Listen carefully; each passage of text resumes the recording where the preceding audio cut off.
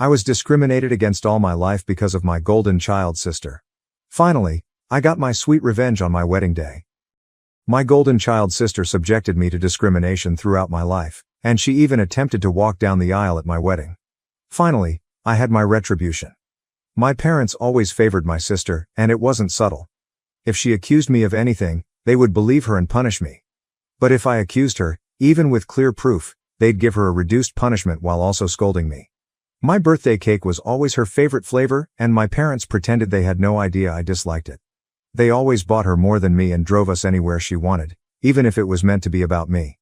My sister grew up privileged, and she used me as a punching bag. She ignored me at first, but things grew worse when we were teenagers.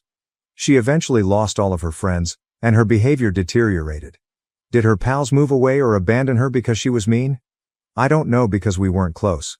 My parents brag about her accomplishments but never mention any problems, but they continually use my weaknesses as taunting ammunition. I just knew she didn't have any friends since we went to the same school, and I saw she wasn't among people anymore. Meanwhile, I was rather popular. My sister noticed this and instantly transformed me from an occasional punching bag to someone she had to continuously take down. She began accusing me and my pals of further stuff. My parents stopped allowing me to hang out with anyone, using excuses like, "They're not good people according to your sister," or "Why are you trying to leave us?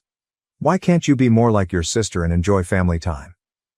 My extended family saved me from complete seclusion. Most of them resided in the same town, and despite our age disparities, I got along well with my cousins. They asked me to something, I can't remember what, and I regrettably replied that I wasn't allowed to go anywhere. When asked why, my child self frankly stated that I was not permitted to have friends because my sister did not have any. This came back to the adults, who later tore my parents apart. I was punished for lying and grounded for a month, but they eventually granted me some leeway, so it was worthwhile. My sister has changed schools. I believe the embarrassment of our extended family knowing her socioeconomic standing was too much for her, so she demanded a switch, which my parents instantly agreed to. Even though it cost them more because the school was farther away, she found friends at the new one. However, she never returned to generally ignoring me.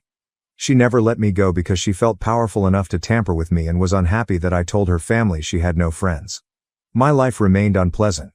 Her friends would come over and bully me, which my parents referred to as light teasing. I never had friends over since my parents were terrible hosts, and my sister would accuse them of stealing, which my parents believed. I did, however, develop close to my cousins, as my parents would never treat family that way. Then I found my first boyfriend. I did not want to bring him home, but my parents insisted.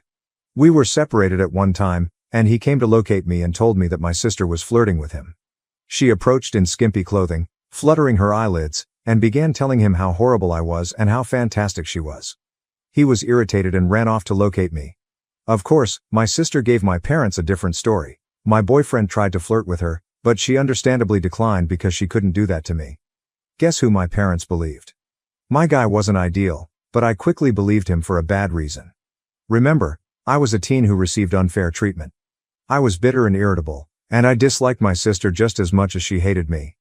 With that disclaimer out of the way, let us talk about appearance. I hadn't addressed them before because they weren't relevant. My parents were overweight and enjoyed expressing their love through food, such as offering more food or purchasing indulgences. My sister was also overweight, but I wasn't. I've always been a little slim because punishment generally involved no candies or food. Obviously, personality is more important than weight. But even then, my sister was unpleasant and spoiled. Even her wooing attempts were unsuccessful since she never learned to work for anything because she could demand and my parents would provide. Add to that the fact that she didn't appear like a sexy model, and my self-conscious teen self couldn't believe my boyfriend would want to cheat on me with her. Anyway, my parents forbid me from dating such a bad boy. I tried to keep going in secret, but it was difficult, and the relationship ended. I did find another lover, but my sister accused him of flirting with her when he declined her advances. Again, my parents trusted her. I tried to explain out how this happened again, but they concluded that I was incapable of making good decisions and continued to choose awful men. The relationship couldn't manage the Romeo-Juliet predicament and ended again. In high school, I was dubbed a slut because I enjoyed making out with males but refused to form relationships. Fortunately, it never made it back to my sister or parents. Throughout all of this, my sister did bring one man home. He was displayed with pride, and my parents spent every second telling me how talented he was and why I couldn't be like my sister and find someone like him. Until he stopped showing up and became a deceitful bastard who duped my sister. Oh well, unfair treatment remained. She had more money to spend at the time, and her curfews were considerably more relaxed than mine. She could travel anywhere at any time, but I couldn't. If I pointed it out, my parents would say it was because she was older, but when I got to that age, I still didn't get the same treatment she did, and when I pointed it out, they denied ever saying that or claimed it was because I couldn't be trusted like she was, citing my sister's accusations against my boyfriends and friends as proof of my poor judgment. My sister's graduation date approaches. She was admitted into a college, but not a particularly prestigious one, and she received no scholarships. Again, because I only knew her achievements, I don't know which universities she applied to, so I can't say how hard she was rejected. I knew her grades were poor in school, though, since every time she received a B, we celebrated. I usually earned good marks, but my parents refused to rejoice, stating that since I always got them, there was nothing to celebrate. My parents understandably celebrated and promised to pay for everything. I was pleased she was going away, but it didn't make my life any easier. She'd return home every other weekend, and either things would go missing from my room, or she'd come up with another way to make my life miserable. My curfews remained harsh. My mother eventually came to chat to me about my upcoming graduation. I'm only 1 year younger than my sister. She informed me that because they were paying for my sister's education, they didn't have enough money to pay for mine, so it would be best if I started working right away after graduation and waited until my sister graduated university to see if they could afford anything for me. Oh, and if I opted to stay at home, I'd have to pay for all of my belongings, a portion of the expenses, and rent. I explained that I may acquire student loans. Mom replied yes, but no, since they were so concerned about me and I had such poor judgment that they would decide whether or not a college education was worth the debt. I'm not sure how they would prevent me from acquiring loans, but I didn't inquire. Scholarships were not mentioned. They had no notion about my academics and never believed in my skills. I didn't bat an eyelash. I merely said, okay. My mother plainly didn't expect that and kept inquiring. Maybe she hoped I'd throw a tantrum so they'd have an excuse not to pay for my college, but all I said was that I understood their position, thanked them for caring, and that was it. My father again tried the same thing, but I refused to be emotional. You know, after a lifetime of their poor parenting, I had no aspirations for my education. I knew they'd find a reason not to pay for mine and make my life miserable. I never thought they'd pay if I worked and waited for my sister to graduate. I'd been preparing for college for a long time. I couldn't go out much, and my friendships were few, so I had plenty of time to study, which I did because I saw college as my one chance to be free. Well, the time arrived, and I worked my ass out to get a scholarship, not to an Ivy League or a law or medical school, but to a good enough course at a reasonable college with full funding. Knowing my sister would despise it and try to stop me through my parents, I posted about my accomplishment on social media at the same time as I told them, even forcing myself to thank them in the post. They couldn't stop me from going since they'd have to explain why to the family. They were first proud and boasted about it, but I believe my sister intervened and they changed gears, even asking me if I was sure I wanted to attend. They let slip that my sister wasn't doing well in college, and because she was brighter and had better judgment than me, I'd suffer more. I clearly stuck to my guns. They were unhappy but unable to do anything. College was my lifesaver. I started feeling delighted. I still contacted my parents and visited them on holidays and other occasions, but because they refused to pay for anything, I could justify not traveling as often as I wanted due to financial constraints. During this period, I avoided introducing any men to them, and my sister quit attending college. I know she didn't graduate because they would have made a big deal about it. She returned home, paying no bills or rent, but it's different, my parents stated, and began working at the same company as my mother, clearly due to my mother's influence. This was handed to me as a source of pride. I'm almost there, I promise. I met my hubby about this time. You know those individuals who say, if I were in that situation, I'd have done something? My hubby is the type that actually does. I'm the type of person that is meek and a doormat in any scenario and then can't sleep at night because I wish I had done something, thought of something clever to say, etc. I'm the type of person that can't stop crying when irritated. My hubby is the one who responds instantly. He enjoys drama and likes to resolve it. He's the type of person who, if he doesn't respond to a slight right away, you should be concerned because he won't forgive and forget. He'll do something worse in retaliation. He was the one who encouraged me to post here and on a nuclear revenge board, but we decided our actions were not nuclear. People were surprised that I got connected with him, but just because I couldn't act like him due to my upbringing didn't mean I didn't enjoy it.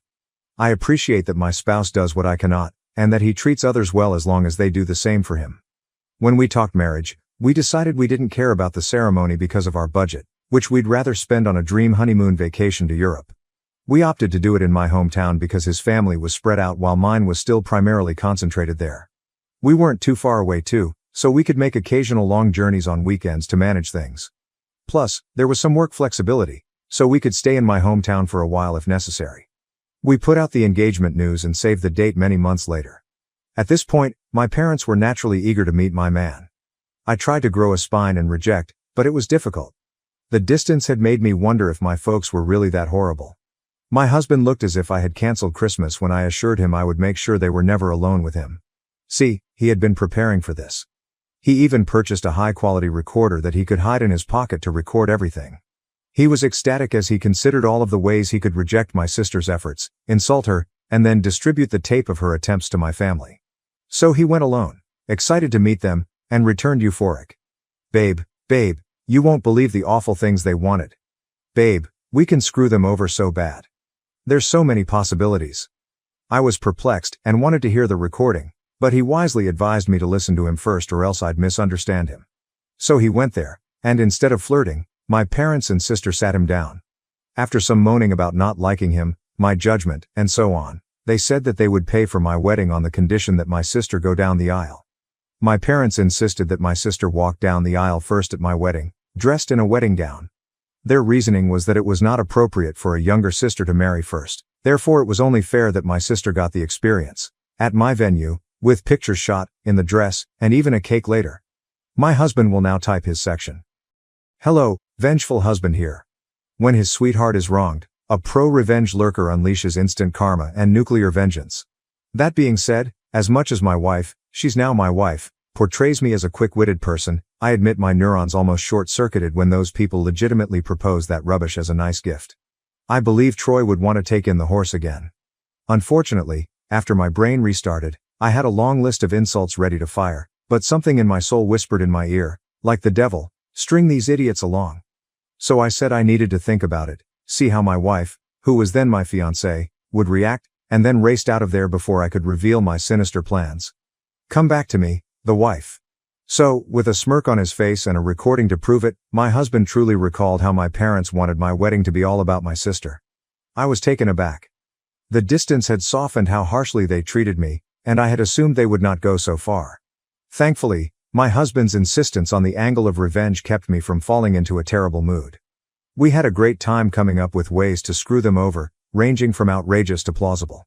When we had settled on a course of action, we contacted his much more rational sibling. It involved having 2 venue addresses, giving them the incorrect one, and so on. Well, the sensible brother chastised us for it. While he admitted that he would never be able to persuade us not to retaliate, he did demonstrate that such an action would be difficult to carry out. Some of our other suggestions were also at risk of being sued, so we eventually landed on the most benign strategy. Pretend as if we agreed, but then hire security and refuse to let her in. Obviously, if that was all, it would not be pro-revenge.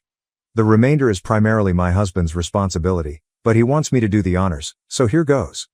It is crucial to note that everything he did was previously discussed with me and was based on our joint ideas.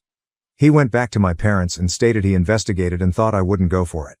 However, he did not see the problem and, in order to keep the family together, would be willing to assist them.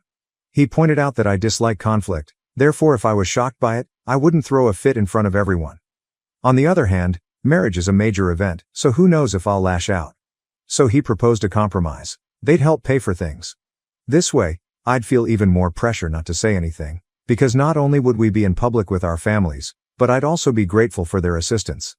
He claimed my parents were stunned, and my grown sister literally began bouncing with pleasure like a child, thus it was accepted. Importantly, my spouse claimed that I was distrustful and controlling because of some bad judgment and prior lovers. These phrases were all my idea, and I'm so pleased of using their words against them, and that I used to check his phone and other things to guarantee he wasn't cheating on me. As a result, it was critical that no details of this plan be documented. He would go over to their house to discuss any issues about my sister coming down the aisle before me. And so began months of deception in which my parents and sister believed they were duping me, while my husband and I were milking them. Rather than paying for the wedding, they kept quiet. Of course, my parents wanted to be involved with everything, even the songs and color scheme, which were very important to me. My husband would persuade them to let it go to keep me in line, but since we never really cared about the ceremony to begin with, everything else was fair game, or so they thought. Here's what we did. We'd go check out the drink and menu options, then choose the lowest or second lowest priced item. My husband would then covertly take my sister there to try it out, sighing and saying, "It's a pity we don't want to abuse my parents' goodwill, so we won't get the best options." Cue my sister requesting my parents pay for the best. My parents would then encourage me not to worry and offer to pay for the most expensive option. The same thing was done with the photographer and flowers. My husband gave my sister a bouquet of the flowers we wanted and then sadly stated that I preferred some other tasteless flowers. My parents told me they wanted us to go with the flowers and would pay for it. We encountered a tiny hiccup with the wedding outfit. My parents wanted me to wear an awful outfit. Okay, it wasn't completely terrible, but it wasn't my style and would not look nice on me. We had intended to say okay and then not use it, but my mother sent me a message about it, so there would be proof I said okay. We had to go with my refusal to text and stand my ground. My husband went over there and promised to see what he could do. My sister advised damaging my desired outfit so I'd have to wear the other one. He appeared to agree. Throughout this time, they maintained communications outside of text. We made sure it happened by having me respond to my sister when she attempted to message my spouse. This cemented my husband's uncontrollable and neurotic assertions, so they trusted them and never put anything in writing. Some people may not enjoy the idea of their spouse going around and talking bad about them to family, but I'm such a doormat that the idea of being depicted as this domineering and dangerous person makes me laugh, so I encouraged him to do it. I suppose I have a strange sense of humor. Oh, and my sister tried to flirt with him, but he was too conflicted to convince them he was with them. My husband would pretend to tell them stuff without my knowing, but he never mentioned that we had hired security. It was very funny. My husband and I, who had seriously considered a courthouse wedding to save money for our honeymoon, ended up having this lavish, expensive wedding and barely spending $1. We called it back to compensate for my parents' mental distress. I believe my hubby, he just confirmed this, enjoyed the entire trick more than planning our wedding. I didn't believe it was conceivable to see a person grinning at the prospect of squandering his entire Saturday on a road drive to talk wedding preparations with his in-laws, but here we are. Soon, the day arrived. My parents, sister, and husband devised a plan to wait until everyone was seated, as the bride is always late. They'd have my sister arrive at that exact time so I wouldn't notice her and try to stop it, and she'd walk down the aisle. It would be too late to take action by the time I learned what had transpired. As for my outfit, we preserved some of the excess fabric from the adjustments. My husband brought something to my parents' house, my sister still lives there, and showed them as proof that he had torn the dress, then said he had to return to me because I was enraged and he wanted to calm me down. He said he would see them at the wedding. We first made every effort to conceal our true security. When the guests and my parents came, all they saw was a woman with a list of names to check. We didn't bring out the actual protection until my folks had settled in, a guy dressed like a bodyguard. We told him not to let my sister in and offered him a hefty gratuity if he kept our instructions private. Soon, the moment arrived. My parents received a text indicating that my sister was less than 5 minutes away, so my father indicated for the ceremony to begin. My bridesmaids had been trained to follow his example, so they did so without consulting with me. After they had all taken their seats, my father waited at the door, waiting for me. During this time, a buddy who was not in the wedding party texted me to get ready in case my husband or bridesmaids began texting. This buddy, my husband's ally, was just as ready to create drama as he was, and she didn't mind not being a bridesmaid. As soon as my father took his seat, the bridal song began. The doors opened and I walked in. My father was stunned to see me. He tried to glance behind me but couldn't see the venue door from our position, so he had no idea what had happened to my sister. Then his phone rang. I checked the caller ID, and it was her. He left me with a whisper. Something came up. The room was filled with gasps and perplexity. The companion on the plane questioned loudly what had happened. I lied and stated hysterically, he told me it wasn't supposed to be me there. My husband and I had decided that if my father abandoned me, I should say something to make him look as horrible as possible. The tears weren't staged. I was genuinely upset and trying not to cry. The friend then inquired loudly, what did he mean by it shouldn't be you? So that everyone could hear and spread the message. Then she said, I will go and check, and dashed away. We planned this so that she might cause confusion with the guards and prevent my father from returning to interrupt the ceremony. Eventually, my mother also departed. At this point, my husband's father rushed over and grabbed my arm. He had been advised that he could need to. His desperate dash at me made me smile. I walked down the aisle among whispers as people talked about what had happened. Some people have also departed to check. When I reached my hubby, everything was okay. He consoled me, joked that my sad expression was so genuine that I deserved an Oscar, and told me that he would deal with my parents for their actions. We married without any further complications. My parents did not come back. I watched several individuals leaving and returning during the celebration, but no one dared to tell me what was going on. Someone whispered in my husband's ear, and he went outside. He reappeared later with a thundering expression, but told me he wanted to go hide before breaking character and laughing. It works. Here's what I learned later from friends, family, the security guard, and my husband. My sister arrived dressed in a wedding gown. The security guard refused to let her in, as we had agreed. He told her she was at the wrong site because there was already a bride. Yes, we tipped him well as promised. My father threatened him with the police, claiming he had never heard of him and so couldn't be working there. The security agreed to call the police because he was hired by us and was only performing his job. My father realized it would be too late and demanded that he let my sister in. At this point, the friend approached, began shouting and criticizing my sister, and asking what was going on, essentially stalling.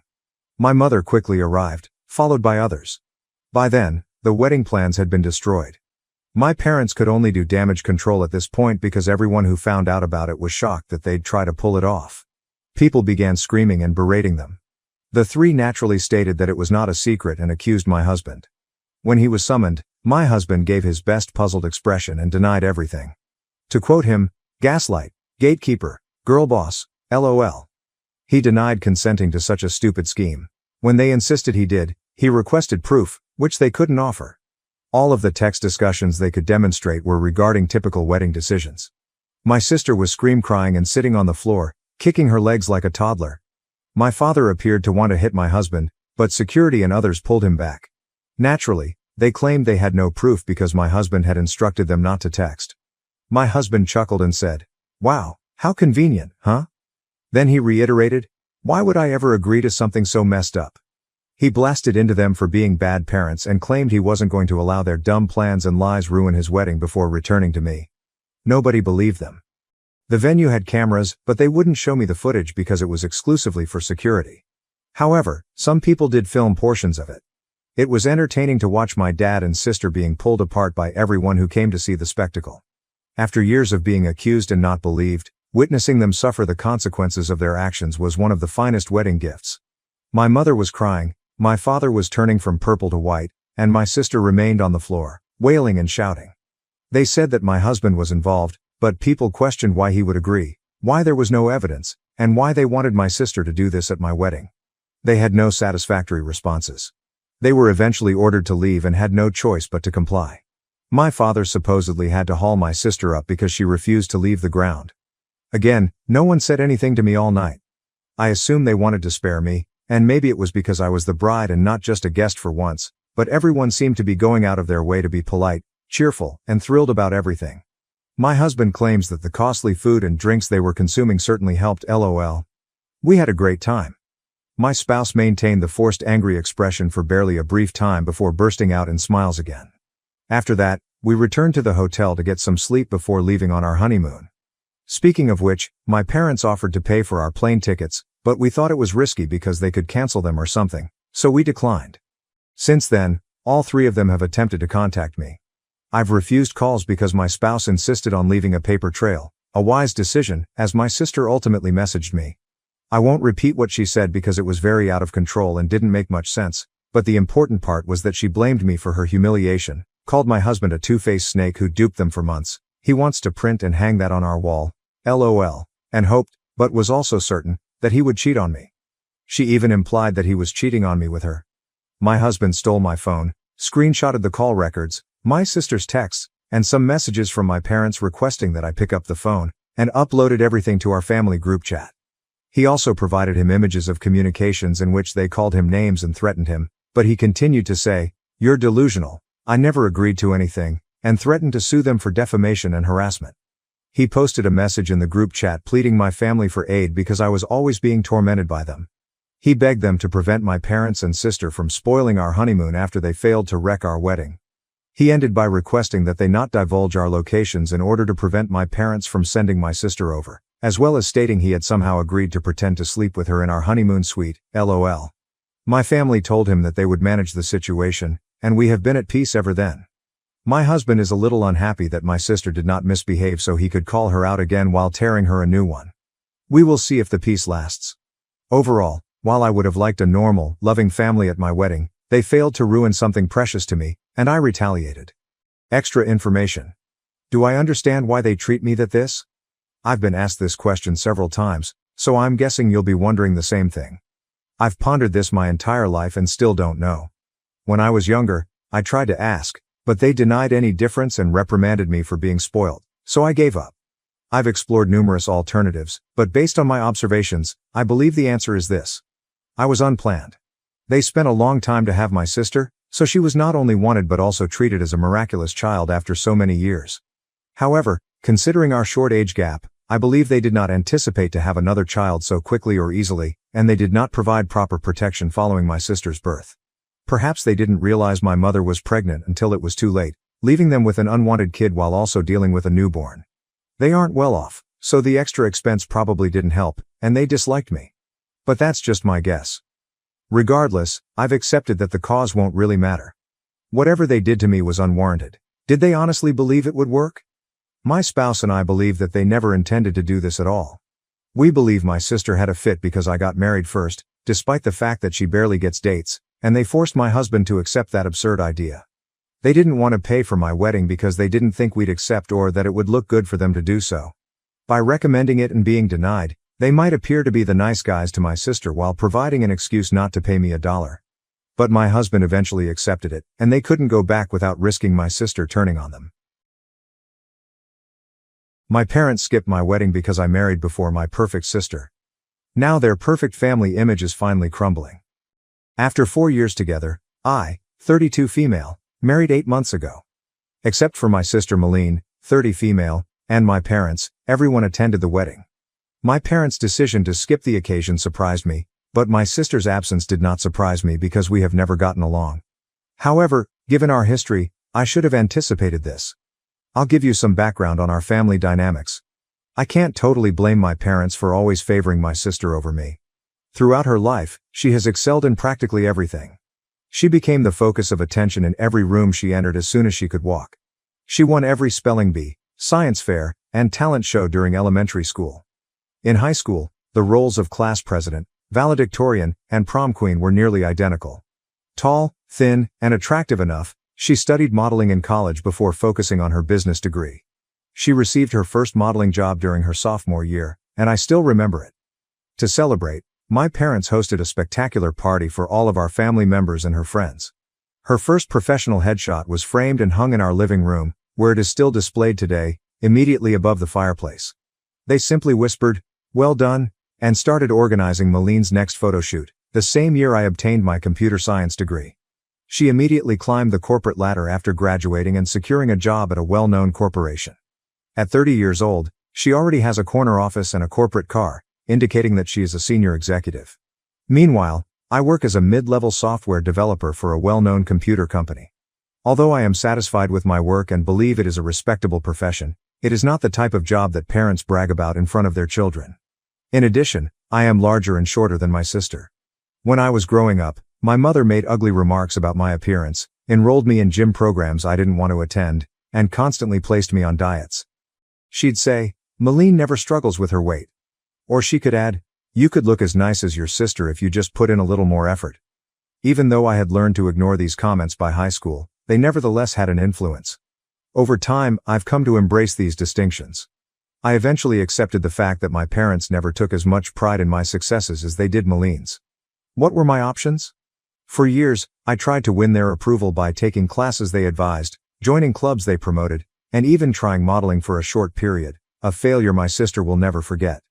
However, nothing was ever enough. I was only the second daughter, and they were entirely taken with my sister's accomplishments. I gave up trying to impress them around my mid-20s. I focused on establishing my own life, progressing professionally on my own terms, and forming relationships with people that valued me for who I am. To be honest, since then, things have improved. Knowing that my parents were continuously preoccupied about maintaining appearances, I kept my interactions with them superficial to avoid conflict. During our mandatory Christmas dinners and sporadic family gatherings, I would nod and smile as they talked about Malene's latest job, partner, or holiday destination. Because they had Malene to drool over, they didn't notice my emotional remoteness. Then, at a computer conference, I ran into my spouse via a common friend. He noticed and saw me, unlike my family. He appreciated my dry sense of humor, ability to code, and, yes, even my physical type, from the start. He never suggested that I alter or make comparisons to others. He proposed to me after 4 years of dating, while we were alone at home eating takeout and watching our favorite TV show.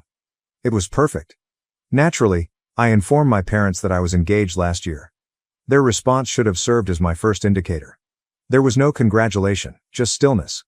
My mother then asked if I was sure I wanted to plunge right in and suggested that I improve my physical condition before the wedding. My father did not say much.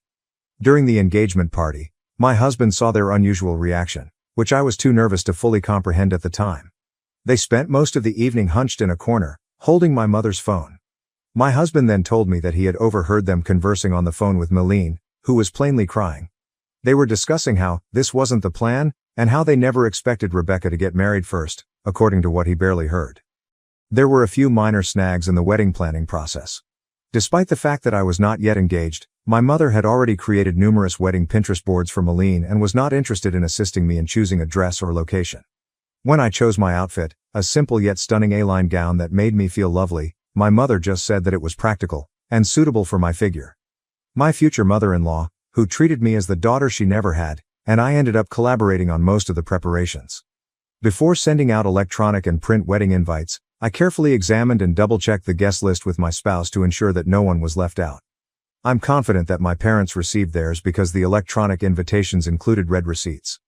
I contacted, texted, and emailed them multiple times after discovering they had not RSVP'd. My emails were either ignored or received evasive responses claiming that they were very busy and needed to check their schedules. I couldn't spend too much time worrying about it because I was too busy preparing for the wedding. My in-laws were extremely helpful, assisting with everything from seating plans to floral arrangements. Even at the delightful bridal shower thrown by my husband's sister, the painfully obvious absence of my own family was not mentioned. Even though my parents were not present, the wedding day itself was amazing. Following the morning ceremony, we hosted a relaxed afternoon reception in a garden setting. Everyone was correct when they remarked we looked happy and in love. However, there were instances when their absence felt like physical suffering, such as when I noticed the front row seats were empty or at the father-daughter dance that I was unable to attend. I was looking for answers after the honeymoon and wedding. When I called them, they said they were deeply hurt because they had never received a formal invitation. My mother launched into a long tirade about how reckless I was, how she had always wanted to help organize her daughter's weddings, and how she couldn't understand why I would leave them out of such an important event. I was perplexed by this because I knew we had given them both types of invitations. During the call, I checked our records to make sure we had sent them. Even the physical invitation delivery was confirmed.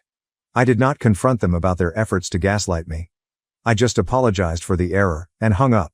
Later, my husband mentioned a number of situations that indicated their true intentions, such as how they acted shocked rather than happy when we informed them we were engaged, or how they kept coming up with excuses not to help with the wedding plans. He hadn't mentioned these discoveries earlier because he didn't want to add to my anxiety during the wedding preparation process, but the trend was obvious in retrospect. The idea that I, the less successful daughter, would marry before their beloved Malene was too much for them to stomach. Their manner only confirmed what I had always suspected but denied, that I would never be able to compete with my sister in their eyes. The most disappointing thing was finding that my wedding day, which should have been a celebration of love and new beginnings, had become yet another front in their never-ending battle to maintain their ideal family image, with Malene at the center. According to family members with whom I spoke, Malene recently became engaged to someone she had been dating for a year. In family group chats in which I do not participate, my parents openly express their delight about planning an expensive wedding for her. They have already boasted about procuring upscale venues and luxury gowns, and my mother is taking Malene to private fittings at upscale stores, all of the mother-daughter time I was not permitted. It's curious that so many of our family members have suddenly refused to attend Malene's wedding and engagement parties. My parents' conduct at my wedding appear to have become a topic of conversation among the family. When my family members ask why my parents did not attend my wedding, I just tell them what I believe to be true. They couldn't handle the thought of my marrying before their darling daughter. I report the facts as I see them, with no exaggeration or attempt to elicit sympathy. My parents contacted me a few days ago, accusing me of purposely trying to ruin Maline's wedding. According to their accusations, the relatives they've spoken to are using excuses to avoid attending any of her wedding-related events. My cousin, to whom my sister vented, advised her that people are hesitant to come because they have heard about my parents' treatment of me. My parents accuse me of spreading false reports because I am envious of my sister's upcoming expensive wedding.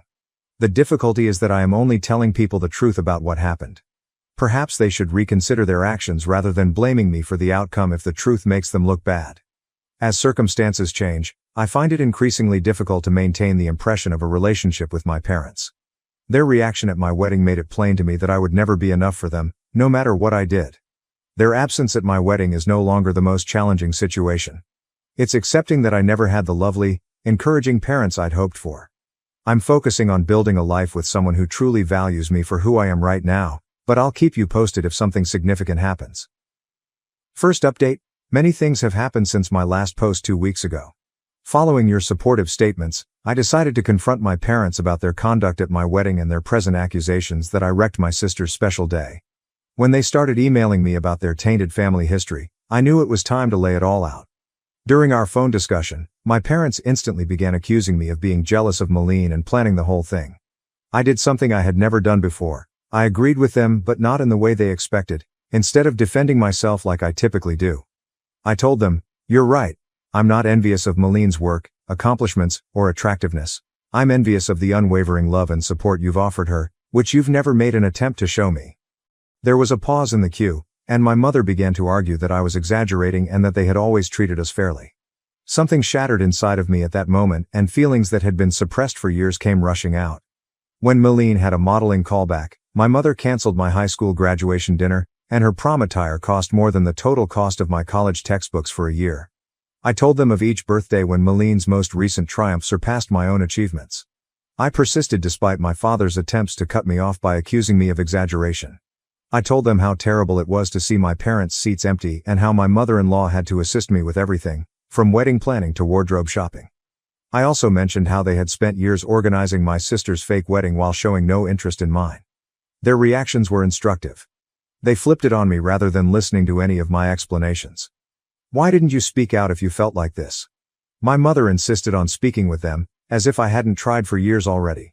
My father went on to imply that by addressing these feelings with our family members, I was being unfair and cruel. My mother said something at that point that helped to clarify everything. "We never imagined you'd go to such lengths as to try to ruin Maline's wedding out of spite, but we always knew you were insecure about her success," she told me. "This is not the way we raised you up." I became aware that they were unable to hear me. They assumed that their actions and my emotions had nothing to do with the overall situation. It has to do with Maline's response. Even throughout this debate regarding their absence from my wedding, they were more concerned with her upcoming nuptials than with the pain they had caused me. I did not try to make things better for the first time in my life. I did not withdraw or apologize. Rather, I stated my ideas to them directly. "You are true on one point.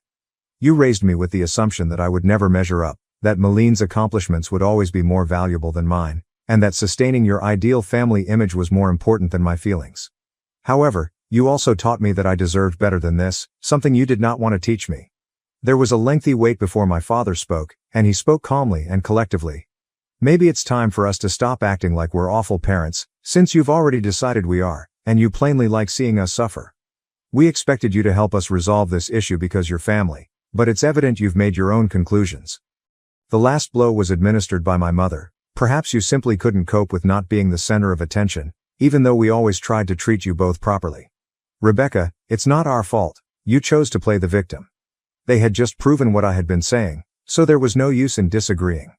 Even in this final conversation, they refused to accept their role in anything, so I simply hung up and said goodbye. I was shocked to feel comforted following the call. Tears were shed, to be sure, but they weren't the frenzied, sad ones I recall from my childhood. They were liberated tears. For the first time, I had said everything I needed to say without holding back or feeling bad about my emotions. Later, my husband noticed me looking at the sunset from our back patio and sat next to me, grasping my hand without saying anything. "They'll never change, are they?" I asked him after a time. "No, but you have," he replied, squeezing my hand. "And that is what matters." He is right. I have changed. The youngster who feverishly sought her parents' approval is no longer present. They no longer need to legitimize the woman who emerged from that last conversation. Recognizing that my parents will never be the people I need them to be is hard, but it is less painful than hoping that they will change. For the first time, I don't care what happens at my sister's wedding or in the family drama. I've had my say, and now they must deal with whatever arises. What is the most unique aspect? I feel as if a load I've carried all my life has finally been removed. Although it is not the joyful ending I had hoped for with my parents, it may have been exactly what I needed, the capacity to stop fighting for love that should have come naturally. Second update? 3 days have gone since my encounter with our parents, and things have taken an unexpected turn. Meline decided to become involved in the drama, but her tactic flopped miserably. My sister wrote me a kind message yesterday morning. She had developed a condescending tone over the years, as seen by her text. What you said to your parents was very improper. They have helped us through every stage of our lives and given us everything. You cannot simply blame them for being lousy parents because you are insecure about your life choices. She continued the message with her usual blend of moral superiority and subtle jabs. I understand that your wedding was not exactly how you had hoped, but that doesn't mean you should try to ruin mine. There's nothing wrong with wanting to celebrate those among us who have worked hard to attain certain criteria. Rebecca, not everything has to be a contest. I did not bother to respond. I've realized that interacting with her only gives her more ammunition after years of putting up with her manipulative behavior. I just blocked her phone number instead. Meline has never been one to tolerate being ignored, so I believe that was the end of it. My husband, who was laughing so hard he couldn't speak, called me at work a few hours later. Meline was evidently unable to contact me directly, so she discovered his personal phone number, likely through a mutual acquaintance, and sent him a series of messages describing the specific reasons why our sister relationship has never been good. She began her first communication with him in a fairly professional manner. As Rebecca's sister and someone who cares deeply about our family's well-being, I feel compelled to reach out. However, it quickly transformed into her true motivations. She told my husband that he had an obligation to help me behave more appropriately because he was the new man in Rebecca's life. The messages get more patronizing.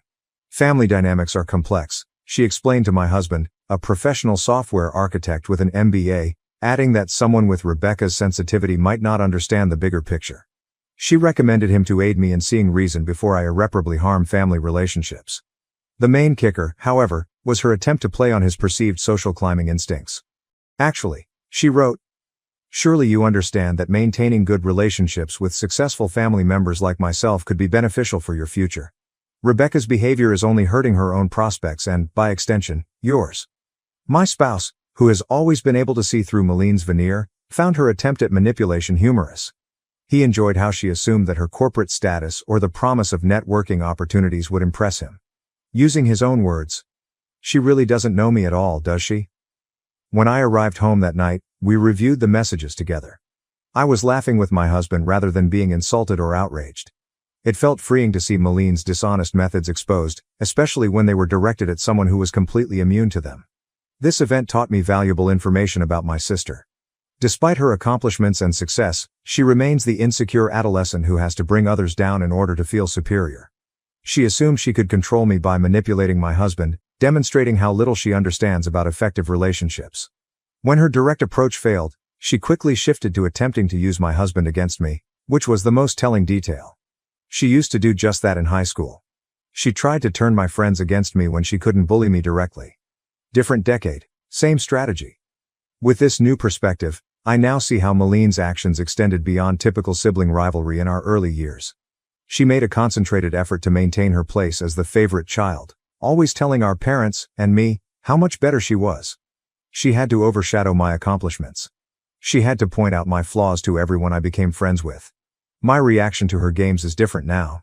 10 years ago, her messages would have made me doubt myself. I'd have been upset and hurt 5 years ago. Today?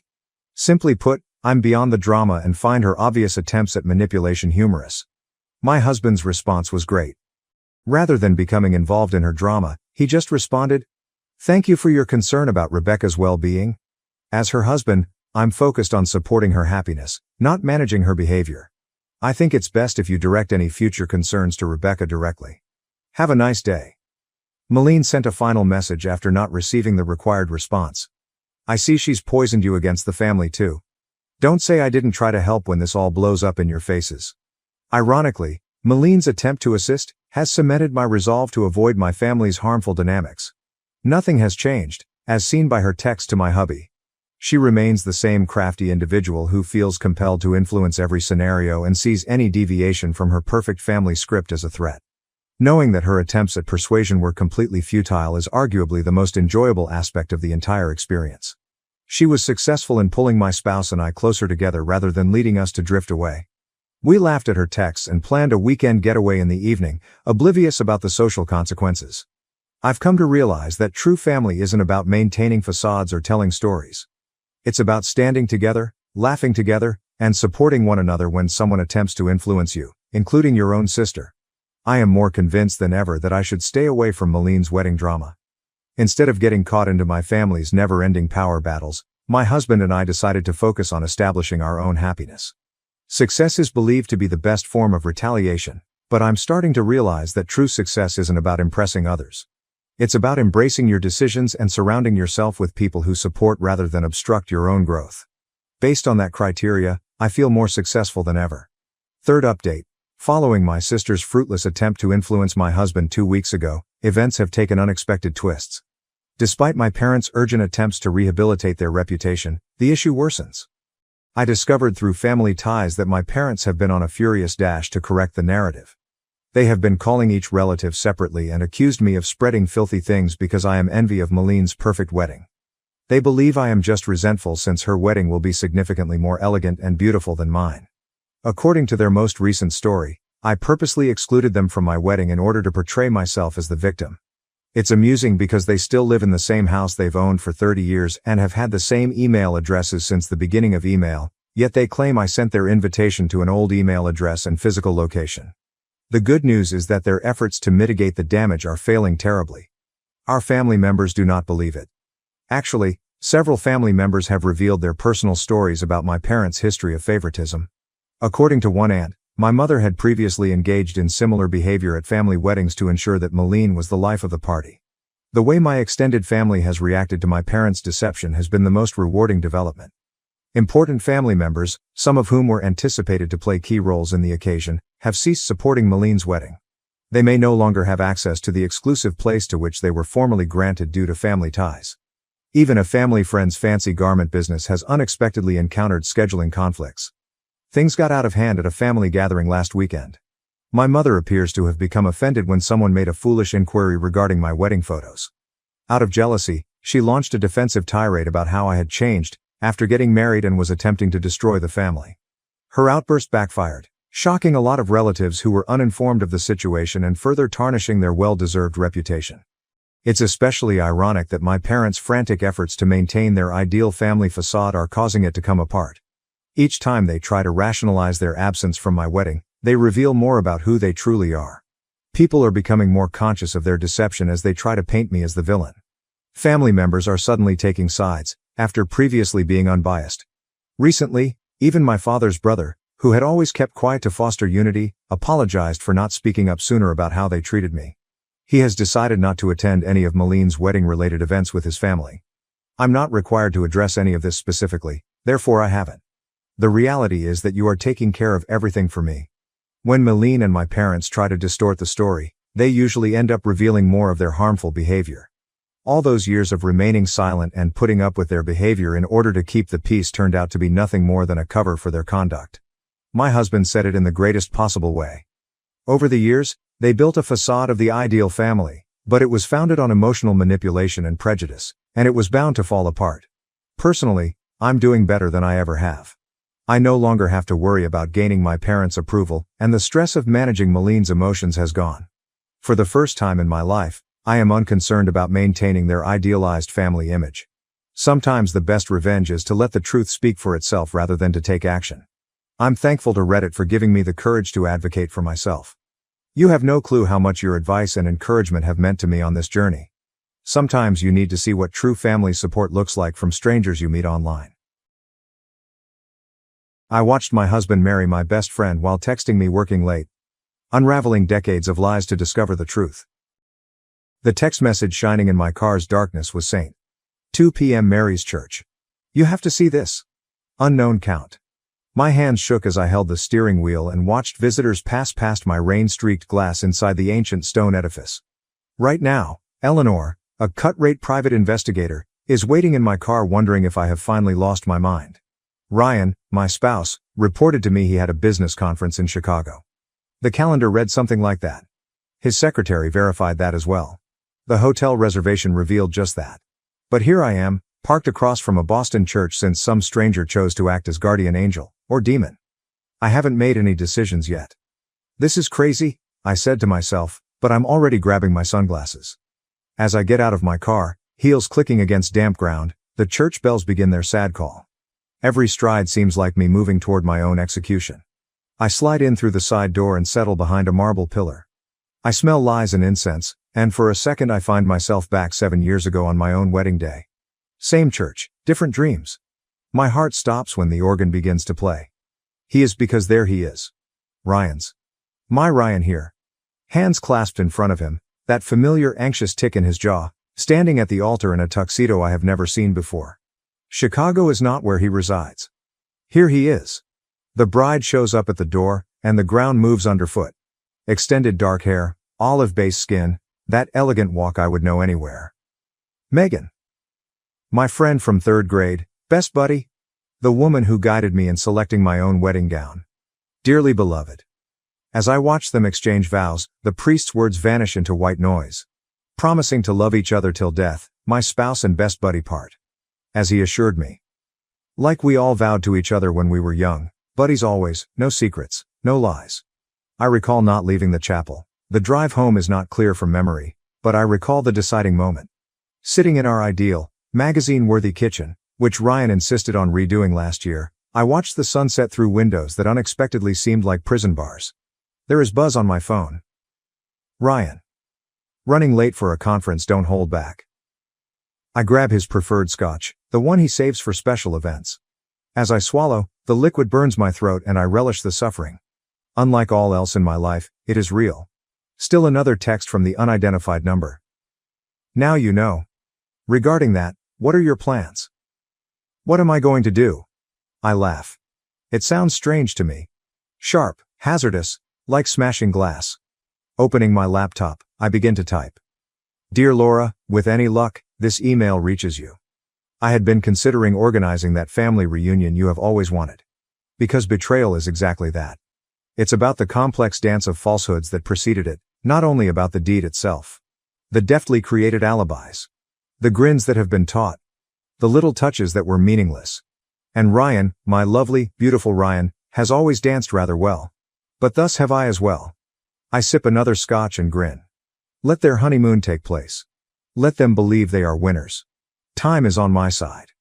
And I possess something higher than their adoration. I possess their faith. The sun sets totally, darkening me. For the first time today though, I can see everything clearly. Each page of the old photo album seems weighty on my lap, memories I no longer trust weighing me. Ryan, Megan, and I at 16 are spread out on my parents' yard. Ryan's arm circles both of us as we chuckle at some old joke. Like everything else about that summer, the corners of the picture show where. Ryan from downstairs phones, I ordered Chinese. His footfalls each make my skin crawl in our residence.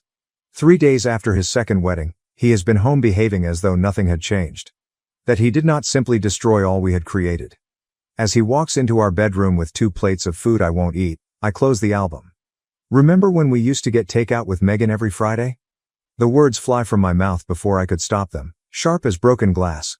Ryan's grin falls short of directly reaching his eyes. That was a lifetime ago. Was it? I get up and let the album thump to the floor with pleasant resonance. Because she looked exactly the same 3 days ago. Just for a moment, his chopstick stopped midway to his mouth. Blink would cause you to miss it. Still, I see it. I am catching everything right now. Eleanor. He sets down his plate and approaches me with the same worried look he used on challenging clients. Has your drinking been? I chuckle. It sounds like the laughter of my mother following Dad's departure. That is your move? Gaslight the wife into thinking she is crazy? His hand reaches for mine as he replies. I'm worried about you. I pull back. When did it start? Burns my throat. Was it before our wedding? During? Tell me, Ryan. Was I the backup plan or the cover story? You're not making any sense, he replies, but his left hand quickly sits. His tell when he lies. I have spent 7 years mastering his rhythms and compiling his routines. Funny how precisely you perceive things when you're searching for the holes. I was at St. Mary's on Tuesday. Words like smoke hang between us. Nice tux, by the way. Better than the one you wore at our wedding. The mask slides, just for a moment, but it's plenty. His eyes turn cold and calculated. The Ryan I never let myself see is this one. It is not what you think. Don't. My voice is not trembling. I take great satisfaction in that. Don't offend me with excuses. I watched you marry my best friend while I was supposed to be your loving wife at home. What exactly should I think? Another clue as he rubs his hands through his hair. It's complicated, you don't grasp some of it. Like what? The joint bank accounts you opened? The property you bought together? Alternatively, maybe the fact your mother knew the whole time? That renders him unable. How could you? I go to the drawer and pull out the stack of papers I have gathered over the past 3 days. I am not the moron you believe me to be. You should really use better passwords than our anniversary date, though I guess that's meaningless now. Eleanor, please? He grabs for the docs. I control them. We can work this out, I will explain everything. Like you explained your business trip to Chicago? I laid the papers, bank statements, property titles, emails, on the bed. Or should we talk about the trust fund Laura established for your children with Megan? His face turns white. You had no right, said. I had every right. Raw and primitive, the scream tears from my throat. I am your wife. I was your friend. We grew up together. All 3 of us, and you.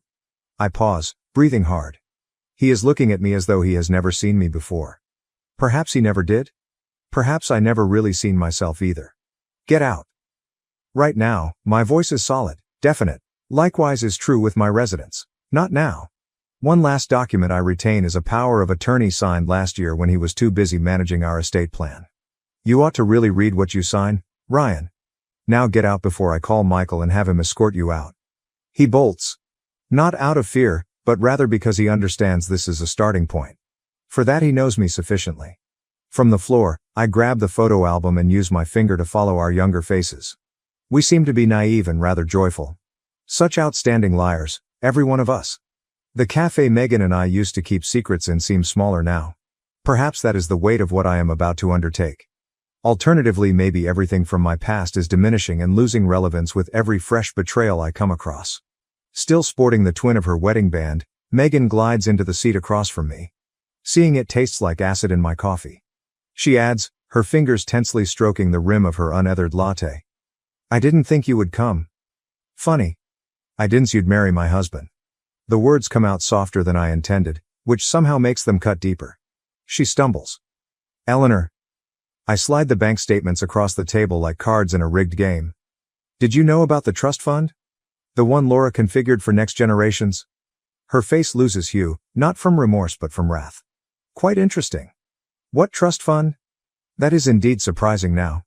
Her hands quivering slightly, I watch her go over the papers. $3 million, I say. Set aside for the grandchildren Laura always wanted. Guess I was not producing them fast enough. This can't be right. Megan pulls the contaminated-looking papers away. Ryan said the marriage was only a formality for his inheritance. He said, I chuckle and it sounds like shattered glass. That he loved you, Megan? That I was cold, distant, career-obsessed? That's exactly what he told his mother about me last month. She stares fiercely. How come you aware of that? Because I have spent the last week learning just how completely my husband, our husband, has been playing us both. The waiter walks over, but we both wave him away without looking up. There is more, I said, pulling out my phone. Want to hear Ryan talking about property investments with Laura? The ones using your family's real estate contacts?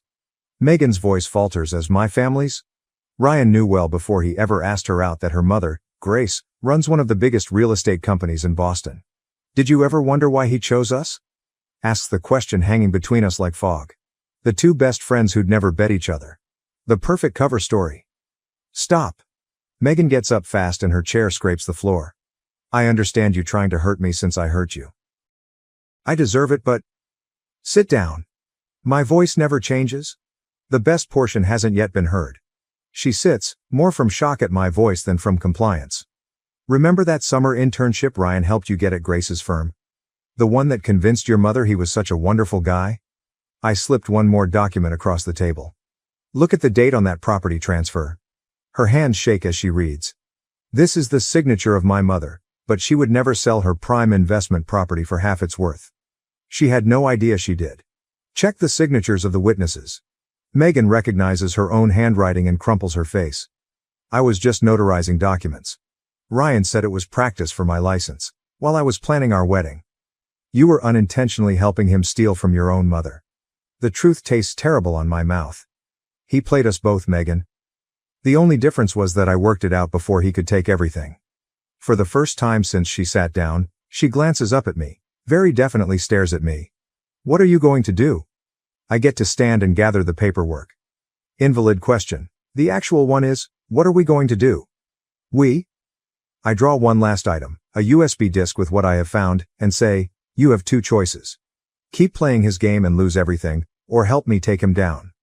Your mother's company, my savings, Laura's reputation. He's built his entire plan on the presumption that we would never compare notes. Megan fixes her eyes on the drive as though it could bite. If this gets out, everything burns. I run my palm over hers and feel the matching wedding band. But we will be the ones holding the matches this time. She tightens her fingers over the disc, and I catch a flash of the buddy I used to know. Fierce, devoted, relentless when crossed. When should we begin? I smile and it feels true for the first time in weeks. Our already have. From the kitchen counter, 3 empty wine bottles mock me. Not my typical poison, but tonight is not usual. Ryan's workplace papers are scattered around our dining room table, our wedding present from Laura, like bits of a jigsaw I never wanted to solve. Another Ryan message on my phone brightens it. Please let us discuss this sensibly. Logical. Like the method he erected this palace of lies? Like the deliberate accuracy with which he decided on his marks? Once more buzzing is the phone. Megan, this one time. Grace is inquiring, we must get going more quickly. I turn it off, but my hands continue to shingle. The scope of what we intend at last strikes me. This goes beyond simply calling attention to Ryan now. We are discussing ruining families, names, life. The doorbell sounds. I wonder momentarily about ignoring it. Then, though, I hear the key in the lock. Ryan is the only person with that key except one other. Michael walks into the dining room and absorbs the anarchy. Jesus, Eli? When's the last time you slept? I faintly point at the papers. Did you know Ryan's father committed himself? Michael goes still. What? I pull out the newspaper clipping I discovered hidden in Laura's bank records 10 years ago, right after Ryan graduated law school. Officially, it was a hunting accident. Unofficially, I push forward a stack of bank records. He found Laura and Ryan had been embezzling years from his company. Christ. Michael settles onto a chair. Does everyone else know? Just the person who has been sending me anonymous tips. I tap the table burner phone. They sent me this today. I slipped over duplicates of William Mitchell's suicide note. He tried to expose them, Michael. He tried to stop them, and they... My voice failures. Michael reaches for my hand. Eli, but I back off. I'm becoming them. The words taste like ash. I'm turning into exactly what I hate from all these plans for revenge, for justice. No, you're not. Michael says with stern voice. You're shielding Megan's company, your future, Grace's. Am I? I get up, moving slowly.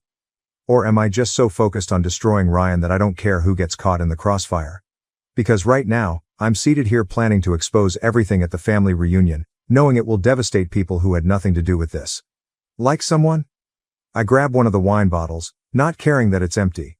Like Ryan's sister's kids, who'll lose their college money when I uncover Laura's financial machinations, Grace's staff might lose their jobs should the company's reputation suffer. Like William Mitchell, who died trying to do the right thing, while I plot complex revenge scenarios like some comic book villain. Michael pauses silently for a protracted length of time. He stands up, then grabs the bottle from my hand. You wish to know how you differ from them? I turn aside, but he keeps on. You're torturing yourself about the moral consequences of your actions here at 3 o'clock in the morning. They're sleeping peacefully, counting their money and planning their next con. That does not make it right. No, it doesn't. He begins systematically gathering and sorting the documents. But it means you have a choice. You can expose everything dramatically at the reunion, as you planned, or what? Or we do this the right way, legally. Carefully. William Mitchell's suicide note is here, he said. We finish what Ryan's father started, but we do it smart. We first guard the innocent parties. Another message from the unknown source comes from the burner phone buzzing. Inquire of Laura about the offshore accounts. I fix my eyes on the message, then on the anarchy all over my dining room table. 7 years of marriage, a lifetime of friendliness, generations of lies, all leading to this moment. I say at last, okay. Show me how I should do this right. Michael nods and gets out his phone. First, we should speak with a financial fraud expert. I know a man. I hold his arm and wait. Before we do this, I need know something. Are you helping me because I'm right or just because I'm your sister? He fixes my gaze consistently. Both and neither. I'm helping you since someone needs to stop them and you're strong enough to do it without becoming them. I examine the empty wine bottles, the strewn papers, the proof of my almost plunge into their realm of control and retribution. He may be right. Perhaps another method to burn it all down is here. Michael's friend, a lawyer, keeps chatting, but I fixed on the one single sheet of paper in front of me, a name list. Mainly children. Trustees of which our scheme would fall apart if we carried on.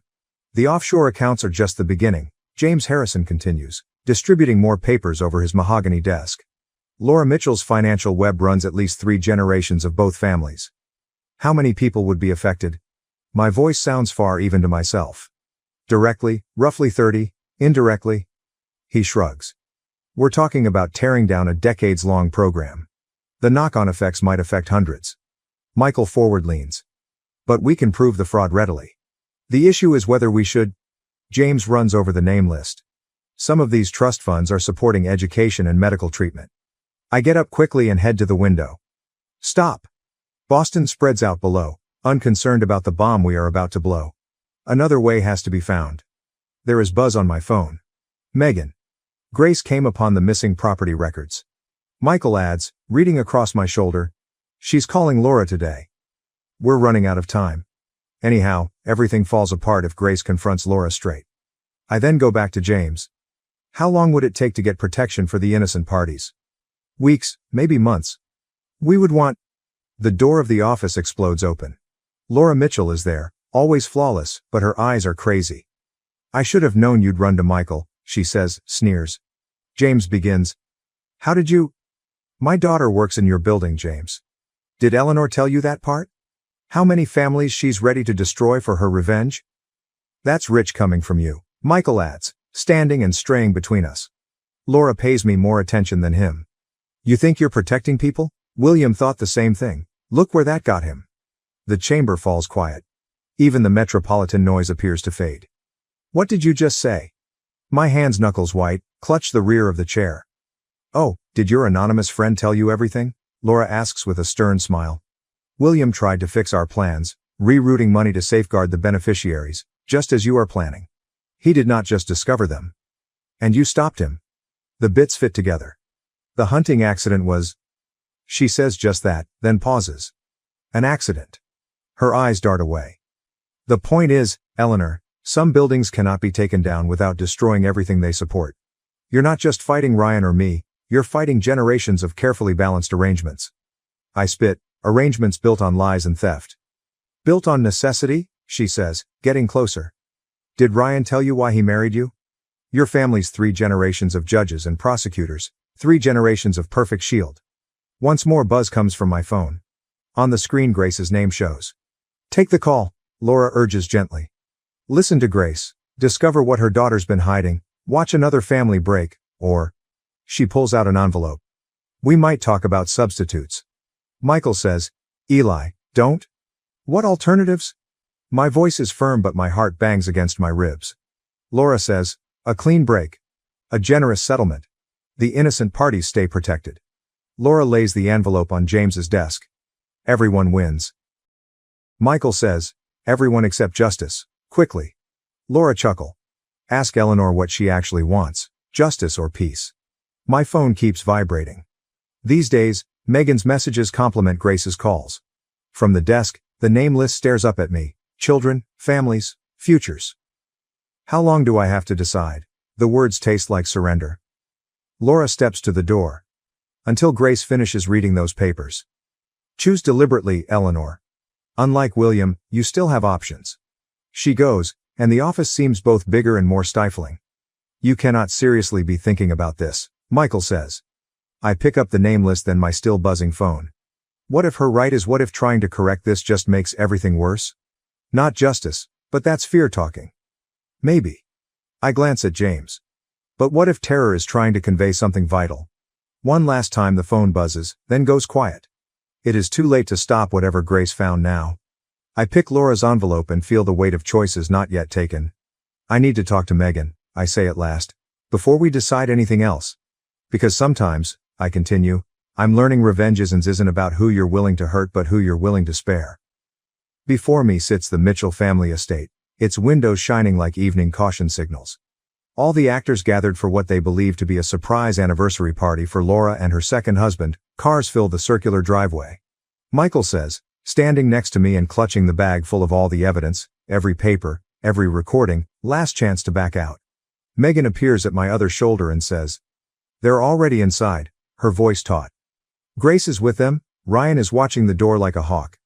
I change my black dress, funeral suitable, though they are not yet aware of it. Did you check the exits? James has people stationed at every door, Michael says, glancing at his watch.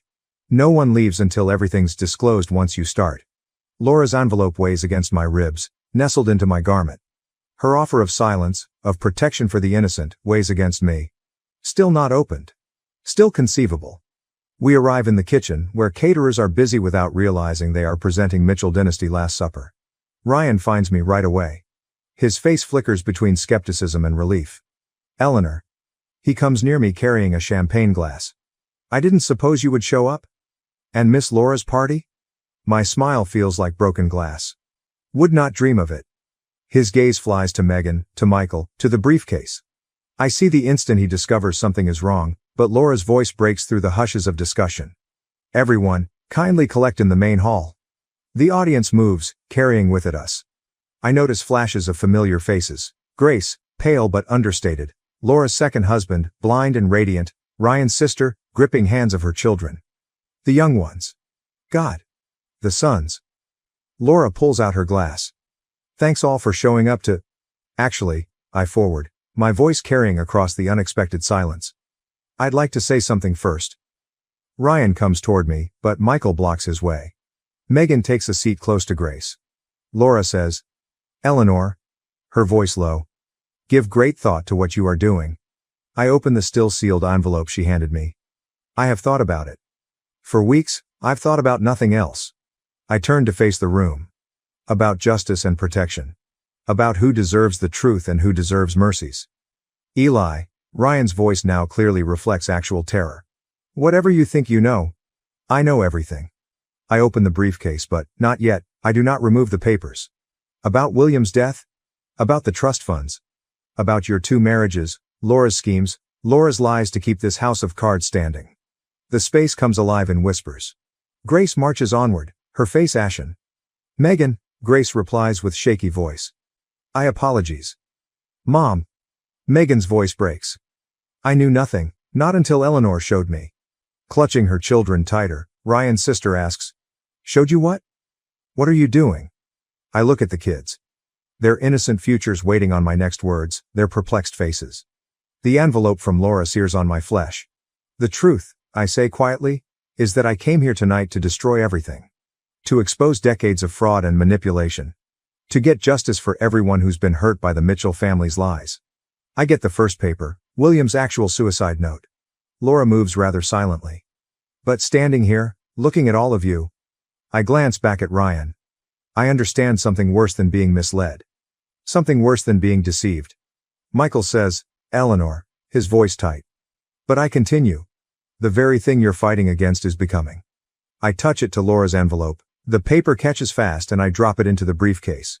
I find a match in my handbag. "No." Michael jumps forward, but it's too late. Years of careful investigation burning to ash.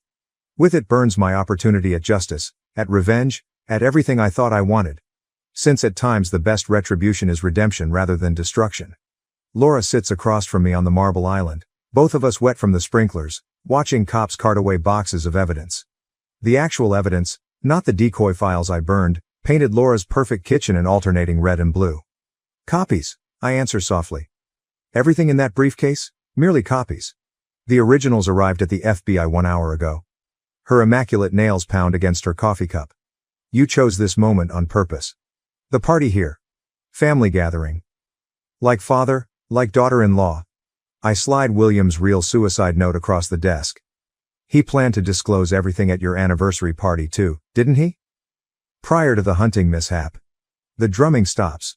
Michael is watching with grim enjoyment through the glass, Ryan being guided to a police car. Laura's voice quivering. You don't understand what you've done, she continues. Those trust funds were being protected. Pulling out my phone, I show her the court orders. Every innocent beneficiary has been lawfully detached from the false accounts. The kids will hang on to their college money. The treatment keeps on medical level. I sense actual dread in her eyes for the first time. How? Much as leaning closer, I add. I had 3 weeks after you presented me the envelope. 3 weeks where you felt you would win. Did you truly believe I was doing nothing for that period? Much we hear activity at the door. Grace walks in, followed by federal officers. Her eyes connect with Laura's. Grace states, simply, you killed William when he tried to protect my daughter from your schemes. Laura stands so fast that her chair falls over. That's absurd. Much as I interrupted. William was going to expose how you used Megan to access Grace's company records, then, how you manipulated Ryan into marrying us both to maintain your financial facade. Everything I accomplished served this family only, Laura tears. Megan answers, looking at the doorway, tear-stained but steady. No. Everything you did was for yourself. And today we all know the reason.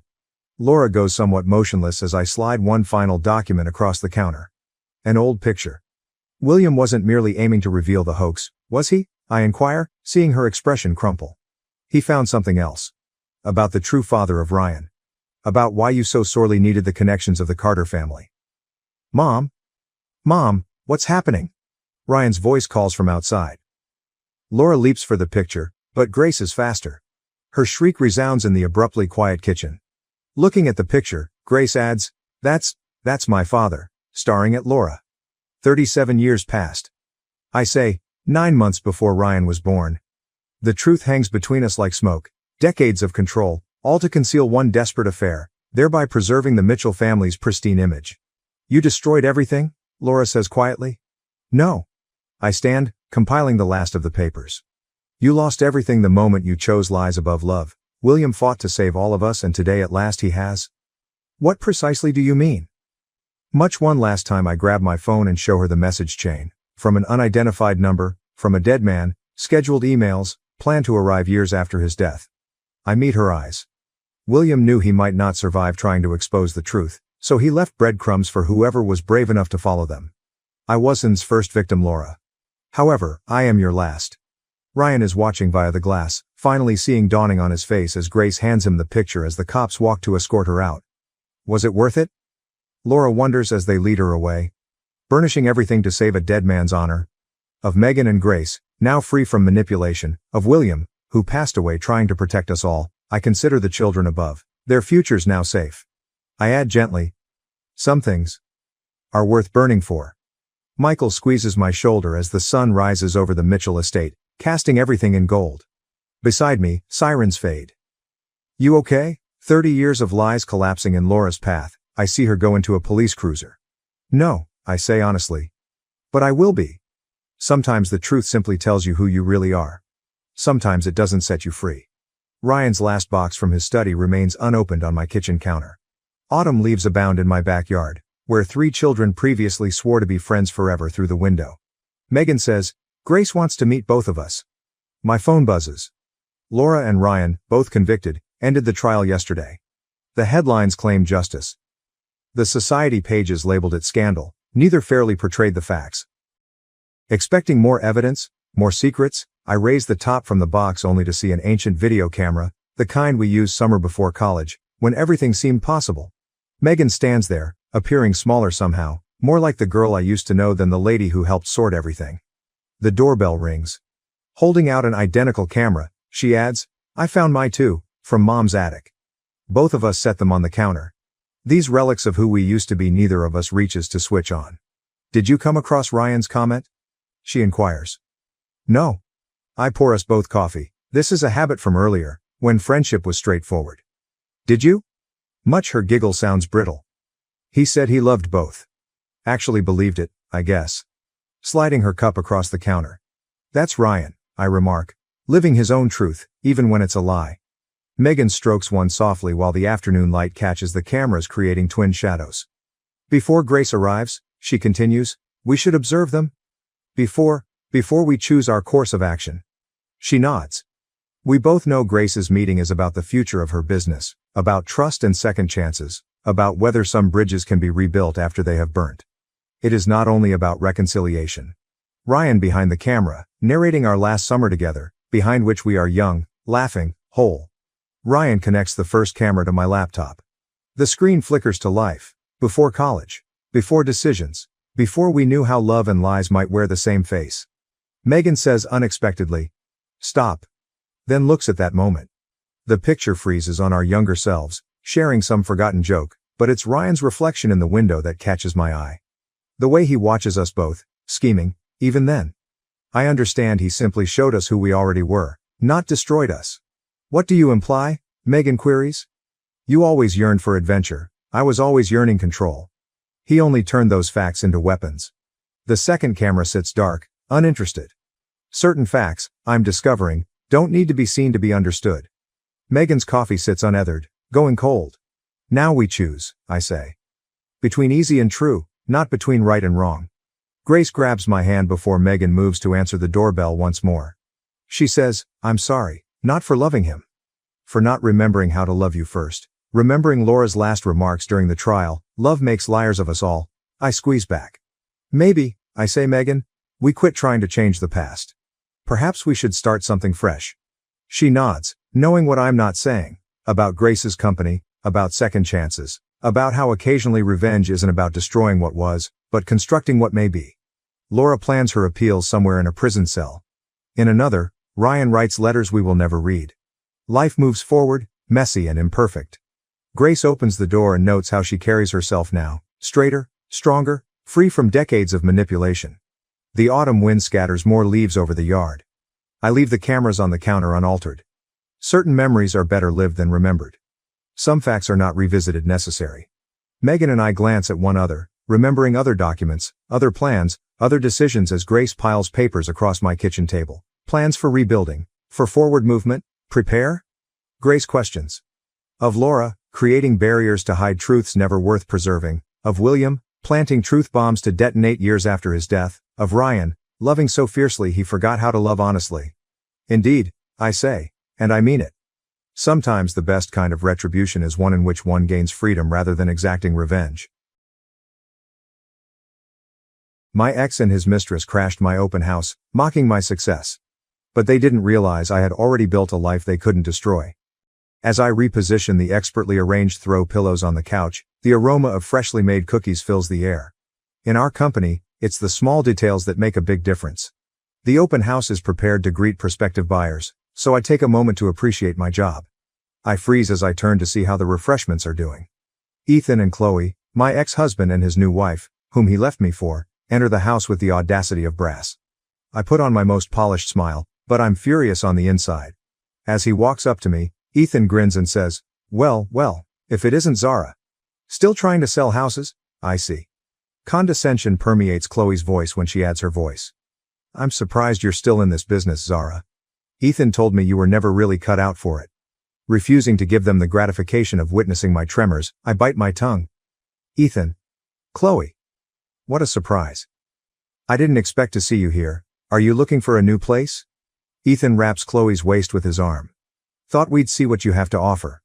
I recognize the irony. I gave my all to our marriage years ago while helping Ethan establish his legal practice. But I was never good enough at anything. He became aloof, judgmental, and constantly looking for flaws. I obtained my real estate license because I was determined to contribute and forge my own path. At every opportunity, Ethan disparaged my efforts and claimed I was squandering my time. I should have recognized the warning flags back then, but I was too infatuated and blind. I confronted him after learning of his affair with his much younger assistant Chloe. They refer to it as gaslighting since he denied it and made me feel like I was going insane. The truth was right in front of me, even if I didn't want to believe it. I was caught off guard by the divorce. What a joke, Ethan filed, claiming irreconcilable differences. Before the ink on the paperwork dried, he moved in with Chloe. He did everything he could to leave me with nothing, even though I battled valiantly for a just settlement. I reached my lowest point, but I didn't want to stay there. Determining to succeed on my own terms, I put my all into my work, and I succeeded. I launched my own agency after becoming a top-selling agent. I made it my goal to assist women who are struggling, like myself, in finding their ideal houses and starting over. And now I find myself confronting my past. Ethan and Chloe, who are trying to reduce their household size. The thought of their financial difficulties makes me feel a little satisfied. I put on my best act and lead them around the house, pointing out its features. I ignore the sarcastic remarks that Ethan mutters. With her gaze darting anxiously between us, Chloe appears preoccupied. I can't help but make a small jab as we finish the trip. I'm sure I can find you something that fits your budget. My business has been thriving, and I have a lot of high-profile clients. I'm sure I can help you out. Ethan lashes out as his face flushes. You got lucky, Zara. You're just riding on my coattails. I give a charming smile. Luck has nothing to do with it, Ethan. I worked hard for what I have, and I did it all without you. I can see the flaws in their flawless facade as Chloe shifts uneasily. They have no idea what lies ahead. This is only the beginning. As I drive home from the open house, the memories come flooding back. Chloe's scathing comments, Ethan's arrogant expression. They remind me of everything I've attempted to move past, and they're like a knife twisting in my stomach. I remember our marriage, how I helped Ethan through law school, how I had faith in him when others had lost faith. As he started his business from the beginning, I supported him at every turn. But he drifted farther away the more successful he got. I was never good enough at anything. I would act as though I didn't notice when he would arrive home late and smell like perfume and drink. He would simply grunt and withdraw to his study even though I would prepare his favorite dishes and attempt to converse with him. I still recall the day I made the decision to obtain my real estate license. I was sick of depending on Ethan for everything and feeling like a burden. I desired to have something of my own and to contribute. Ethan laughed in my face when I told him about my plans. You? A real estate agent? Don't be ridiculous, Zara. You don't have what it takes. Even though what he said hurt, I didn't let it stop me. I put a lot of effort into my studies, aced my tests, and jumped right into my new job. However, Ethan never helped me. He would minimize my endeavors, claiming that I was squandering my time. The day I learned about Chloe then arrived. I discovered a flirtatious text message between Ethan and his assistant on his phone. My heart broke into a million fragments. That night, my voice trembling with rage and betrayal, I faced him. How could you do this to me, Ethan? To us? He lied while staring me in the eye. I don't know what you're talking about, Zara. You're being paranoid. There's nothing going on between me and Chloe. I fervently hoped that he was telling the truth. But I knew in my heart. It all made sense. The late hours at work, the covert phone conversations, the way he glanced at her when he believed I wasn't looking. After I engaged a private investigator, pictures of Ethan and Chloe caught in the act were revealed. I challenged him once more, this time with evidence. I guess you weren't enough for me, Zara. I need someone who understands me, who supports my dreams, he remarked with a shrug. It was an awful divorce. Ethan resisted me at every turn, attempting to deprive me of everything. He even dared to say that I was the one who had cheated on him. I eventually left with a just settlement, but I was devastated. The greatest years of my life had been spent with Ethan, and he had tossed it all away as if it didn't matter. I reached my lowest point, but I didn't want to stay there. I put all of my effort into my work because I wanted to disprove Ethan. I would prove to him that I was capable of succeeding without his help. And I did. I launched my own agency after becoming a top-selling agent. Helping women like myself who had been knocked down but refused to stay there was my goal. However, everything comes flooding back when I meet Ethan and Chloe today. The hurt, the betrayal, the rage. I want to lash out, scream, and give them even a small portion of the pain they inflicted on me. I won't though. I am superior to that. I'm more powerful than that. I have created a life for myself that Ethan will never be able to take away. I inhale deeply and exhale slowly as I pull into my driveway. I refuse to be affected by them. I refuse to let them prevail. I'm a survivor named Zara. And I will be damned if I let Chloe and Ethan drag me down once more. On a Tuesday, the divorce papers arrived. The receptionist buzzed me while I was reviewing some postings at my desk. Zara, there's a courier here for you. He says it's urgent. With trembling hands, I ripped the packet open and signed for it. I was immediately struck by the words, "Petition for divorce." Next to the checkbox for irreconcilable differences, Ethan's name stood out accusingly. It seemed as though someone had punched me in the stomach. Even though I knew things were awful, I never imagined he would get this bad. I never imagined that he would simply give up on us. He wasn't picking up when I called him. My voice became increasingly frantic as I left message after message. "Ethan, please, can we just talk about this? Can we try to work it out?" However, he had vanished. His car was gone as I passed our house, and there was a moving van parked in front of it. As I sat there with the engine running and tears running down my cheeks, the neighbors looked at me pityingly. He moved in with Chloe that same day, as I later learned. He lacked the civility to wait for the divorce to be finalized. He was eager to begin his new life with her. It was an awful divorce. Ethan tried to leave me with nothing, but he fought me to the death. He engaged the most skilled and merciless attorneys, and they thoroughly destroyed me in court. I recall sitting across from him in that impersonal courtroom on the day of the last hearing. He refused to even glance in my direction, instead focusing on Chloe, who was sitting smugly in the front row. It ended when the judge struck his gavel. Even though I received a settlement, it felt like a pointless win. Everything that had ever been important to me was gone.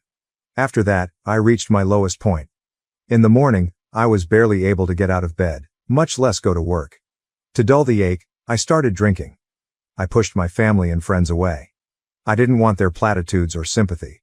However, I woke up one day and understood that I couldn't continue in this manner. I couldn't allow Ethan to prevail. I couldn't allow him to ruin me. I put my all into my work because I was determined to be successful. I accepted every client and every listing. Fueled by an unquenchable fire in my gut, I worked harder than I had ever done. Painfully and slowly, I began to reconstruct my life. I discovered a new apartment, a little, comfortable space that was exclusively mine. I met new pals who were not sympathetic toward me and who were unaware of my background. I concentrated on finding my clients the homes of their dreams. I focused on helping women going through divorces, women who, like me, were beginning over. I became their rock and advocate. I began to recover as the months stretched into years. The pain grew tolerable, but it never quite disappeared. I discovered how to cope with it and turn it into motivation for my goals. I launched my own agency after becoming a top-selling agent. I surrounded myself with positive, self-believing people. I discovered a fresh feeling of direction and motivation for getting out of bed in the morning. However, I will always remember what Ethan did to me. He threw me aside like I was nothing, and I will never forget it. And I promised to hold him accountable one day. I would one day show him what he lost by choosing Chloe over me. I would get my revenge one day. I put my attention on my work, my clients, and creating the life I deserve for the time being. Zara here, and I'm not going to be broken. As the years went by, I threw myself wholeheartedly into my profession. I accepted every challenge and every listing. I was determined to prove myself, so I put in more hours than everyone else, and it was successful. I became the top-selling agent in my office as my sales figures soared. My clients were so pleased with me that they told their friends and relatives about me. My area of expertise was helping women who were starting over or going through difficult circumstances. I turn into their confidant and mentor. I assist them in locating homes, places where they can recover and start over. At her closing, one of my clients, Sarah, a single mother, gives me a big hug. With tears in her eyes, "I couldn't have accomplished this without you, Zara," she says. "You gave me the strength to start over, to believe in myself again." Her advice sticks with me and strengthens my resolve. I understand what it's like to feel lost and like you've reached your lowest point. However, I am also aware that it is possible to rise above the past and create a new life from its ashes. I launch my own agency and surround myself with a group of strong, kind ladies. We establish ourselves as the agency of choice for women in transition, those who require a little more understanding and support. I establish myself as a respected member of the community, and my business prospers. I get asked to offer my experience and knowledge at conferences. For young women who are interested in real estate, I even launched a mentorship program. But Ethan is always in the forefront of my mind. I will always remember how he deceived me and abandoned me, leaving me broken and alone. I monitor him and his legal practice. I hear tales of unethical behavior and clients that feel taken advantage of and deceived. I waited for the ideal opportunity to present itself. I'm prepared to wait as long as it takes since I understand that retaliation is a dish that tastes the finest cold. Then, one day, an opportunity presents itself. I'm holding an open house for a luxurious home, a magnificent mansion with expansive city views. I hear a recognizable voice behind me while I'm displaying the gourmet kitchen. Zara, I thought that was you. When I turn around, I see Ethan and Chloe, who appear older and more scruffy than I recall. Chloe's face is unpleasant and pinched, and Ethan's hair is becoming gray at the temples. Ethan, Chloe, what a surprise, I say calmly, with a kind smile. I didn't expect to see you here. Chloe says, we're looking for a new place, as she glances around the room. Something a little more affordable. My eyebrows go up. Oh, we're having some financial trouble, are we? Ethan frowns, his face flushed. That's none of your business, Zara. We're just exploring our options. I grin slowly, like a predator. Of course. Well, as you can see, business is booming for me. I've got high-profile clients from all over the city, and my agency is thriving. I'm sure I could find you something suitable. We don't need your help, Zara. We're doing just fine on our own, Ethan says, glaring at me while Chloe appears uneasy. I turn back to the kitchen and shrug. Suit yourself. But if you change your mind, you know where to find me. I can't help but feel a rush of satisfaction as they leave. Despite the fact that Ethan broke me once, I've become stronger and better than before. Now that I've witnessed his struggles and the weaknesses in his flawless exterior, I know it's almost time for me to exact my retribution. Even though I lost the battle years ago, I'm still committed to winning the war. And with my pride and head held high, I'll do it how I want. Despite having ruined my past, Ethan and Chloe have no influence over my future. I'm Zara, and I can't be stopped. My assistant buzzes me when I'm sitting in my office a few days after the open house. Zara, there's Chloe here to see you. She says it's urgent. A glimmer of astonishment passes, but I maintain my composure. Send her in. Chloe enters, appearing worn out and anxious. She avoids my eyes as she fidgets with her purse. Zara, I need your help. I recline in my chair and examine her. Oh? And why would I help you, Chloe? You and Ethan made it pretty clear you wanted nothing to do with me. She inhales deeply before finally seeing me in the eye. Ethan and we're having some financial difficulties. His law firm is struggling, and we're barely making ends meet. We need to sell our house, but we don't know where to start. At what she said, I can't help but feel a little satisfied. The powerful lawyer, Ethan, came to me and begged for my assistance. How the powerful have fallen, oh. However, I maintain a neutral look and a professional voice. I see. And you think I'm the right person to help you? With beseeching eyes, Chloe nods. You're the best in the business, Zara. Everyone knows that. And I know we haven't always seen eye to eye, but I'm hoping we can put that behind us, for the sake of our shared history. Sensing an opening, I resist the want to laugh in her face and tell her precisely where she can stick her shared history. Very well, I responded as I straightened my skirt and got to my feet. I'll take a look at your property and see what I can do, but I make no promises. With a look of relief on her face, Chloe nods enthusiastically. Thank you, Zara. You have no idea how much this means to us. Oh, but I think I do, Chloe. I think I know exactly how much it means to you. And I plan to use that to my full advantage. I help Ethan and Chloe prepare their house for sale over the course of the following few weeks. I send in my crew of photographers and stage designers to turn the dilapidated property into a sleek, contemporary focal point. I can't help but notice the tension between them, though, even while I work. Being irritated and short-tempered, Ethan lashes out at Chloe over the simplest things. In contrast, Chloe appears withdrawn and miserable, with dead dull eyes. One day, Chloe pulls me away while we're reviewing some papers. Zara, can I talk to you for a minute? In private? I walk her into a quiet room and nod. Her hands tremble as she inhales deeply. I don't know how much more of this I can take. Ethan. He's not the man I thought he was.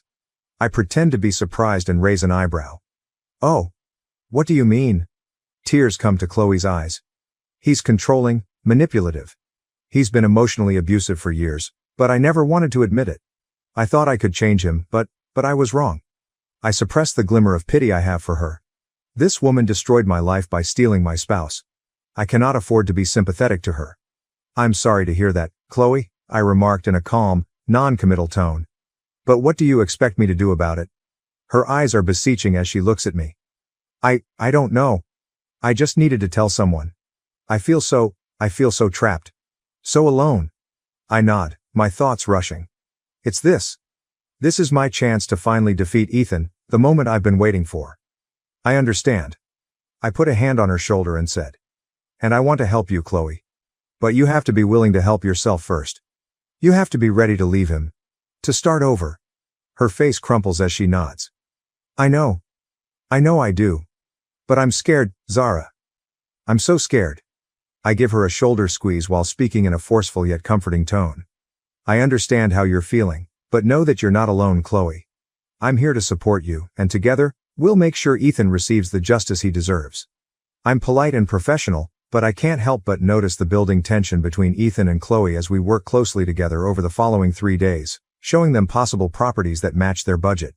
Ethan is irritable and angry, sneering at each house I show them. Is this all you can do, Zara? I believed you were meant to be the town's top agent. Keeping my smile intact, I bite back a retort. I promise you, Ethan, that I'm showcasing the finest houses within your budget. However, I'm happy to keep searching if you have a specific idea in mind. During our showings, Chloe appears withdrawn and preoccupied. She seldom talks and keeps her eyes on the ground. I see her glancing at Ethan with a mix of fear and hatred, and I know that our chat from the other day is still a big part of her thoughts. Chloe abruptly interrupts us as we're driving back from yet another failed showing, saying, Zara, is it possible for us to speak in private? I turn to look at Ethan, who is frowning out the window. Chloe, of course. How about we get coffee? After dropping Ethan off at their hotel with the promise that we will meet later to discuss some paperwork, I take Chloe to a quiet cafe and order a cappuccino for the two of us. I've been thinking a lot about what you said the other day, about leaving Ethan, starting over, she says, taking a big breath while holding her mug tightly. I maintain a neutral expression as I nod. And what have you decided? Tears well up in Chloe's eyes as she says, I'm not sure whether I can do it. I've known him my entire life, and I'm afraid of what he might do if I try to leave. I take her hand across the table and say, I know it's scary, Chloe. But this is far less than what you deserve. Instead of someone who depresses and manipulates you, you deserve to be with someone who loves and respects you. She wipes her eyes with a tissue and nods, saying, I understand. You're correct, I know that. However, I'm not really sure where to begin. Squeezing her hand, I say in a firm but comforting manner, start by speaking with a lawyer. Find out what alternatives you have. Meanwhile, keep a record of everything. Note every instance of Ethan being domineering or abusive. If you choose to leave, it will help you make a stronger argument. Chloe nods and takes a trembling breath. All right, I can do that, all right. With a glimmer of optimism, I grin at her and say, and Chloe, keep in mind, you're not alone, I'm here to support you at every turn. Ethan is waiting excitedly in the hotel foyer as we return after finishing our coffee. Where have you been? Glaring at Chloe, he yells, I've been waiting for more than an hour. I move forward and say, I'm sorry, Ethan, in a composed and businesslike tone. I promise that everything is in control, but Chloe and I had some business to discuss. His eyes widen as he frowns at me, saying, it had better be. Zara, I'm too busy to play any more of your games. With a lazy, rapt smile, I say to him, oh, Ethan, you have no idea what kind of game I'm playing. I can feel his gaze piercing my back as I turn to leave, but I ignore it since I have work to do. I assist Chloe in gathering proof of Ethan's abuse over the course of the following several weeks, and she begins journaling, recording every harsh remark and every act of control. She also takes pictures of the bruises on her arms and the holes he has punched in the walls. I'm also constructing my own case against him in the meantime. When the time comes to finally take Ethan down, I'll be prepared to watch him fall and see the expression on his face when he realizes that he's finally met his match. In Zara, the woman he once destroyed, the woman who rose from the ashes, stronger and more powerful than ever before, the woman who will be his ultimate downfall. I reach out to some of his former clients, the ones who felt cheated and misused, and I gather evidence of his unethical practices and shady dealings. I didn't anticipate the day of reckoning coming so quickly. Chloe, who is distraught, answers the phone as I'm in my office reviewing some papers. Zara, please, you have to help me. Ethan learned about the attorney. He is enraged.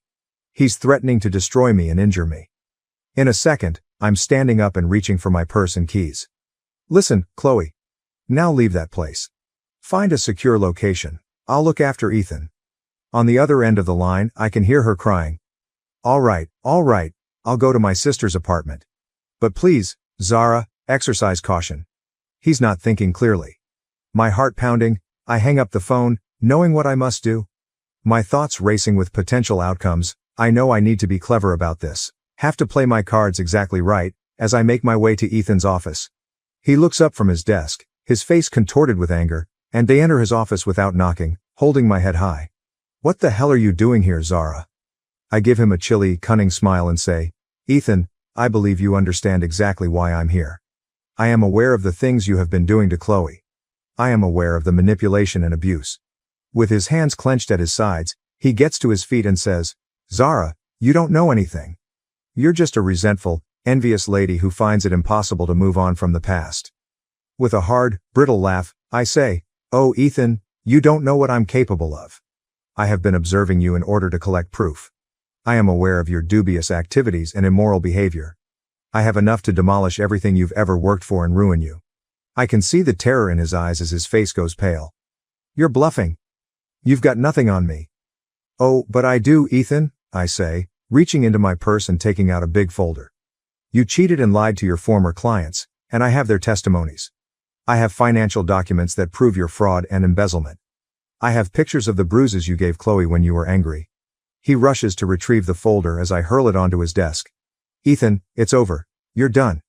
And I'll make sure you spend the rest of your life in prison if you ever approach Chloe again or touch her." His face twisted with dread and anger, he looks up at me and says, "Zara, you can't do this. You can't ruin me." With a low, ominous whisper, I bend up close and say, "Watch me." He takes my arm and digs his fingers into my skin as I turn to go. "Zara, you'll pay for this? I'll see to that." With my eyes burning with rage, I yank my arm away. "No, Ethan. You will be held accountable for what you have done to Chloe, me, and everyone else you have harmed in the process. I'm going to be the one to ensure that you make the payment."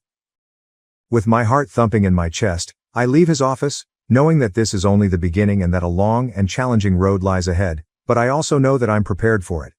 I'm ready to stand up for what's right, to regain the power that Ethan took from me all those years ago. I get into my car and drive to Chloe's sister's house, my mind racing with potential solutions. I know I must be there for her, to support her during this trying time, but I also know I must be strong, to take the lead, because this is my battle too. I am Zara, and I am a force to be reckoned with. Heaven help anyone who tries to stand in my way. This is my chance to put things right, to get the retribution I have been longing for. And I will not stop until Ethan is held accountable and made to pay for all the suffering he has caused. The consequences of my confrontation with Ethan are swift and severe. Within days, his abusive behavior and unethical practices are widely publicized in the city's newspapers and news websites. His law firm collapses, sending clients running in droves. His partners distance themselves in an attempt to preserve their own reputations. And Ethan himself is humiliated, his name becoming associated with dishonesty and corruption. Knowing that I contributed to his demise, I watch it all play out with a grim sense of satisfaction, but I also know that my work is far from done.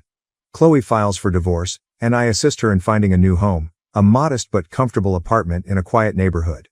She is terrified and overwhelmed, but I reassure her that she is not alone and that there are people who want to support her.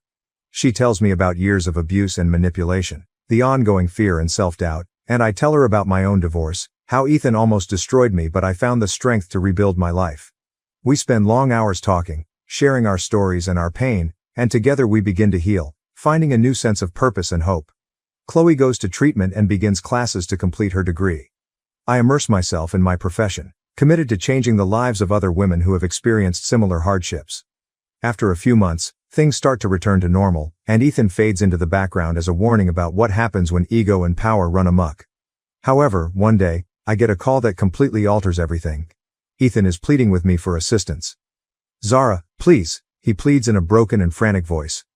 I know I have no right to ask, but I don't know where else to turn. My freedom, my reputation, and my career are all on the line. I need your assistance. I'm tempted to end the call and let him pay for his crimes, but then I recall something my therapist said about the need for forgiveness and how harboring hate and resentment ultimately damages us. I inhale deeply and then make a choice that even surprises me.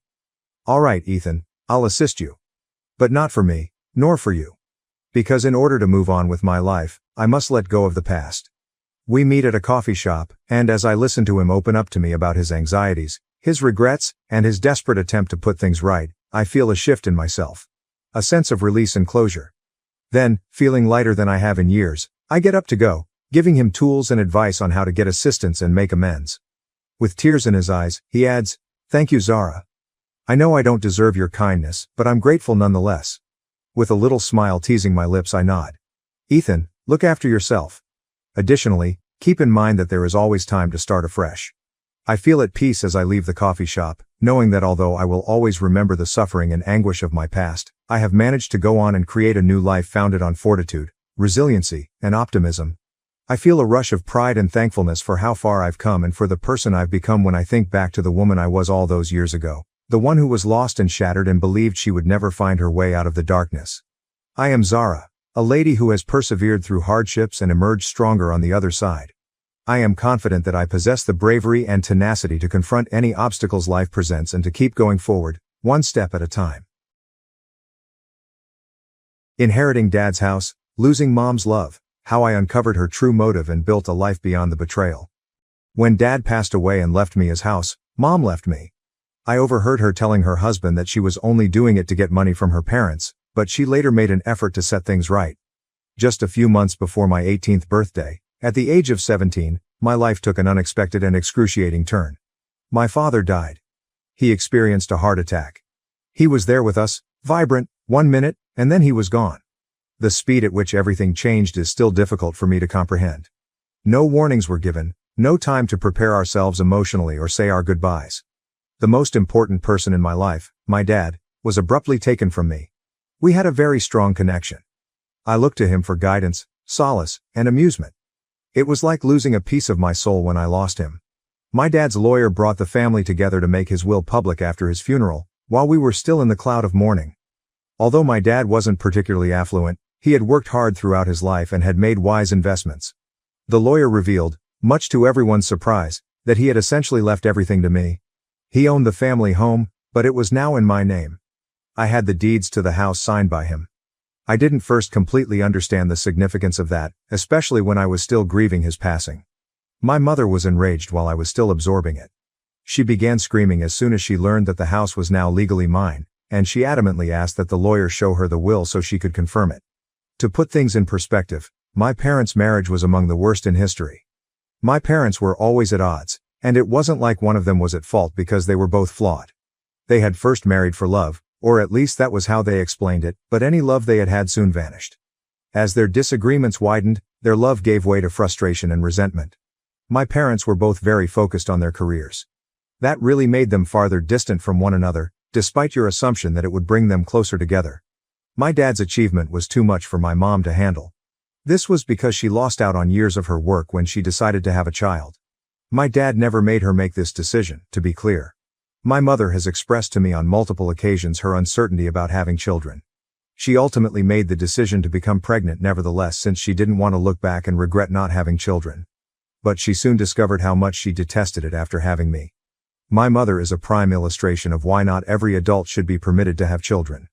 She would become upset with me for the tiniest things, like not tying my shoes properly or having trouble with my homework, and I can still clearly remember those times. From the beginning, she treated me like a burden. Even if I couldn't really comprehend it as a child, I could sense her contempt. I would witness other children with their mothers receiving warmth, support, and hugs. She only gave me coldness and criticism. My mother treated me badly because she was frustrated with her own life. I couldn't help but feel like I was in the way. Due to health problems and pregnancy complications, my mom had to take a few years off from her job after giving birth to me.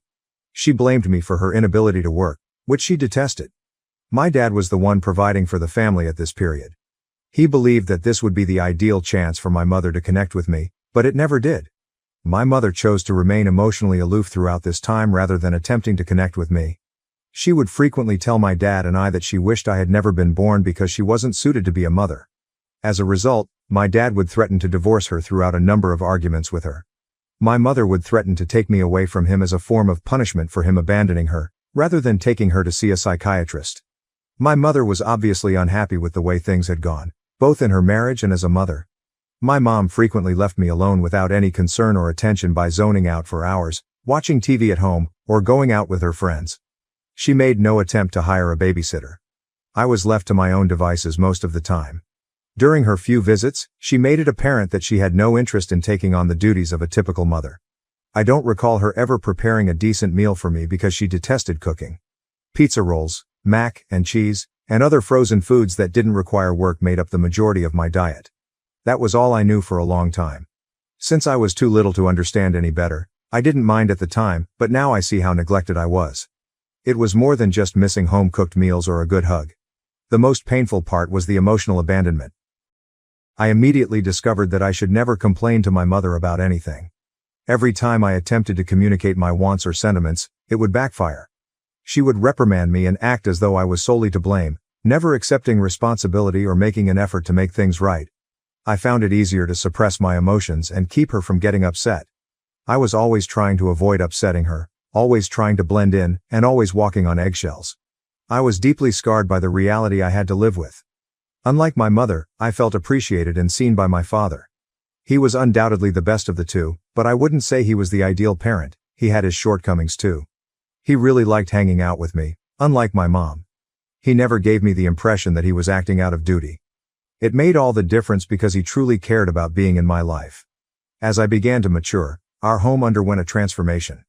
In the end, my mother returned to work, although she never fully reclaimed the esteemed position she had held before to her leave. She detested having to rebuild her career after feeling that she had already paid her dues and had to start over. It wasn't any easier to be the target of her hatred, even though I could somewhat understand her frustration, losing years of professional advancement and feeling stuck in her situation. I ended myself spending a lot of time alone myself after my mom started working again. I would get home from school, prepare a basic lunch, and complete my assignments. It became a habit, and to be honest, by then I was accustomed to getting by on my own. I had essentially come to realize that I couldn't count on my mother to provide me with much emotional or physical support. My parents still tried, though. My dad and I would go out to supper together on some evenings. My mother never came. As though she were an outsider in her own family, she maintained a distance from them. My dad and I would discuss everything at those dinners. I would tell him everything about my school life, my friends, or whatever was on my mind, and he would tell me about his job, occasionally the fascinating projects he was working on, or office drama. Everything seemed regular during those few hours. It was one of the few times I didn't feel like an afterthought or a burden, but rather like a daughter enjoying time with her father. I truly treasure those times because they made me feel safe and connected. My mom started a new job that needed her to travel frequently when I turned 14. I believe she saw the high-paying job as an opportunity to finally regain some of the professional success she had lost.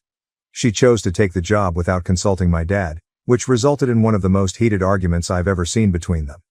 Although my dad didn't mind her working, she would be gone for days at a time for this job, which meant he would have to care for me by himself. Their voices reverberated throughout the home as I listened to them quarrel late into the night. I was the primary point of disagreement. I detested that. I detested being the cause of so many of their arguments. I went to my dad's study later and assured him that I could take care of myself while he was at work and that he didn't have to worry about me. I reasoned that perhaps my parents' relationship would improve if I could only demonstrate that I wasn't a burden. I recall the expression on his face when I said that. Guilt swept over him. As though he recognized that I had been made to mature more quickly than I should have, he drew me into an embrace. It was one of those times when we both recognized the true dysfunction of the situation without explicitly stating it. My mom started her new job shortly after, and she started to go missing for days at a time. The home was quieter, almost tranquil, without her. It wasn't much better when she returned either. When she did spoke to me, it was like she was speaking to a complete stranger. Warmth and a sense of belonging were lacking. She would return home fatigued, give me a fleeting glance, and then either go back out with her friends or go into her room. Despite the fact that we were in the same room, she felt very far away. I had learned not to expect much from her by then, but it still hurt. My parents' marriage was essentially non-existent by the time I was 16. As though they were just housemates, they were sleeping in separate bedrooms. If you're wondering why they didn't simply file for divorce and move on, trust me. I asked myself that question often. In actuality, I believe that they both chose not to get a divorce because it was simpler to continue living in this unhealthy, distant relationship than to deal with the financial and legal complexities of separation. When it comes to alimony, legal bills, and arguing over child custody, things that neither of them seem to want to deal with, divorces may be extremely expensive. My schooling was the only significant investment that my parents truly shared, despite the fact that they both made good money. They hardly spent any money on me other than that. Other than the home expenditures, they didn't have much money to divide because my dad owned the house. They didn't have to quarrel over little matters. They lived under the same roof, but had largely independent lives, each with their own food and car. For my part, I would receive money from my dad each week, which would be plenty to pay for groceries and school lunches. I didn't really anticipate much more, and while it wasn't much, it was sufficient for me to handle. I had gotten used to being in the background while they were preoccupied with their own problems and grievances. As I approached my 17th birthday, I made the decision to celebrate my birthday in a way that was authentic for once. My birthday had always been somewhat of a non-event until that point. Unless I reminded him, my dad, bless him, had a tendency to forget my birthday. He would try his best to get me a cake once I did, and we would either have a low-key dinner or celebrate in private at home. However, it was never more than the two of us. I wanted something bigger this time. I wanted to have a true party and invite my friends over. To my surprise, my father concurred. He helped me organize it and thought it was a terrific idea. Naturally, my mother declined to go. She simply stated that she didn't want to be part, without even bothering to offer an explanation. I honestly didn't give a damn. I had been emotionally and physically accustomed to her absence by that time, so I wasn't bothered by the idea that she wouldn't be present. I finally received what I wanted for the first time in my life, a birthday celebration filled with joy, laughing, and friends. It was ideal for me, but it wasn't ostentatious. For a second, I was truly joyful. I had finally come to terms with the fact that my life was what it was, flaws and all. However, that fleeting moment of happiness was quickly eclipsed by tragedy, as if the universe couldn't bear to see me pleased. It seemed unreal when my dad died. My mother still detested me, and here I was, only 17, inheriting the home we shared. She made it obvious how much she detested me since she couldn't accept that my dad had given me the house. After the will reading was finished, she yelled at me for hours, claiming that I had manipulated my dad throughout the years and that she was the true owner. Then she modified her strategy. She began attempting to persuade me to put her name on the house's deed. Fortunately, my dad's parents, my grandparents, defended me. They ensured that I couldn't be influenced by my mother. Since she was never a decent wife to my dad when he was living, they made it apparent to her that she didn't deserve his house simply because he was dead. If she attempted to compel me to alter the deed, they even threatened to take her to court. My mother became enraged and threatened to leave me. She claimed that because I was self-centered enough to refuse her the house, she intended to prove to me that I couldn't live without her. She seemed to be trying to convince me that I couldn't support myself, as if losing her would also make me realize how much I depended on her. My paternal grandparents refused to give up. They promised to take care of me in the event that my mother left. In contrast to her, they promised to support me through anything, not only until I was 18, but for the rest of my life. My mom followed through on her threat and left within 2 or 3 weeks after my dad's death. My dad had loved and collected comic books for years, but my mom threw out his whole collection before she left the house. It was her last act of retaliation. It is obvious that she did it out of spite, in some perverse manner, to harm me, to destroy him, and to hold me accountable for any resentment she may have had inside. When I was nothing, she said, I would come crawling back to her in a few years.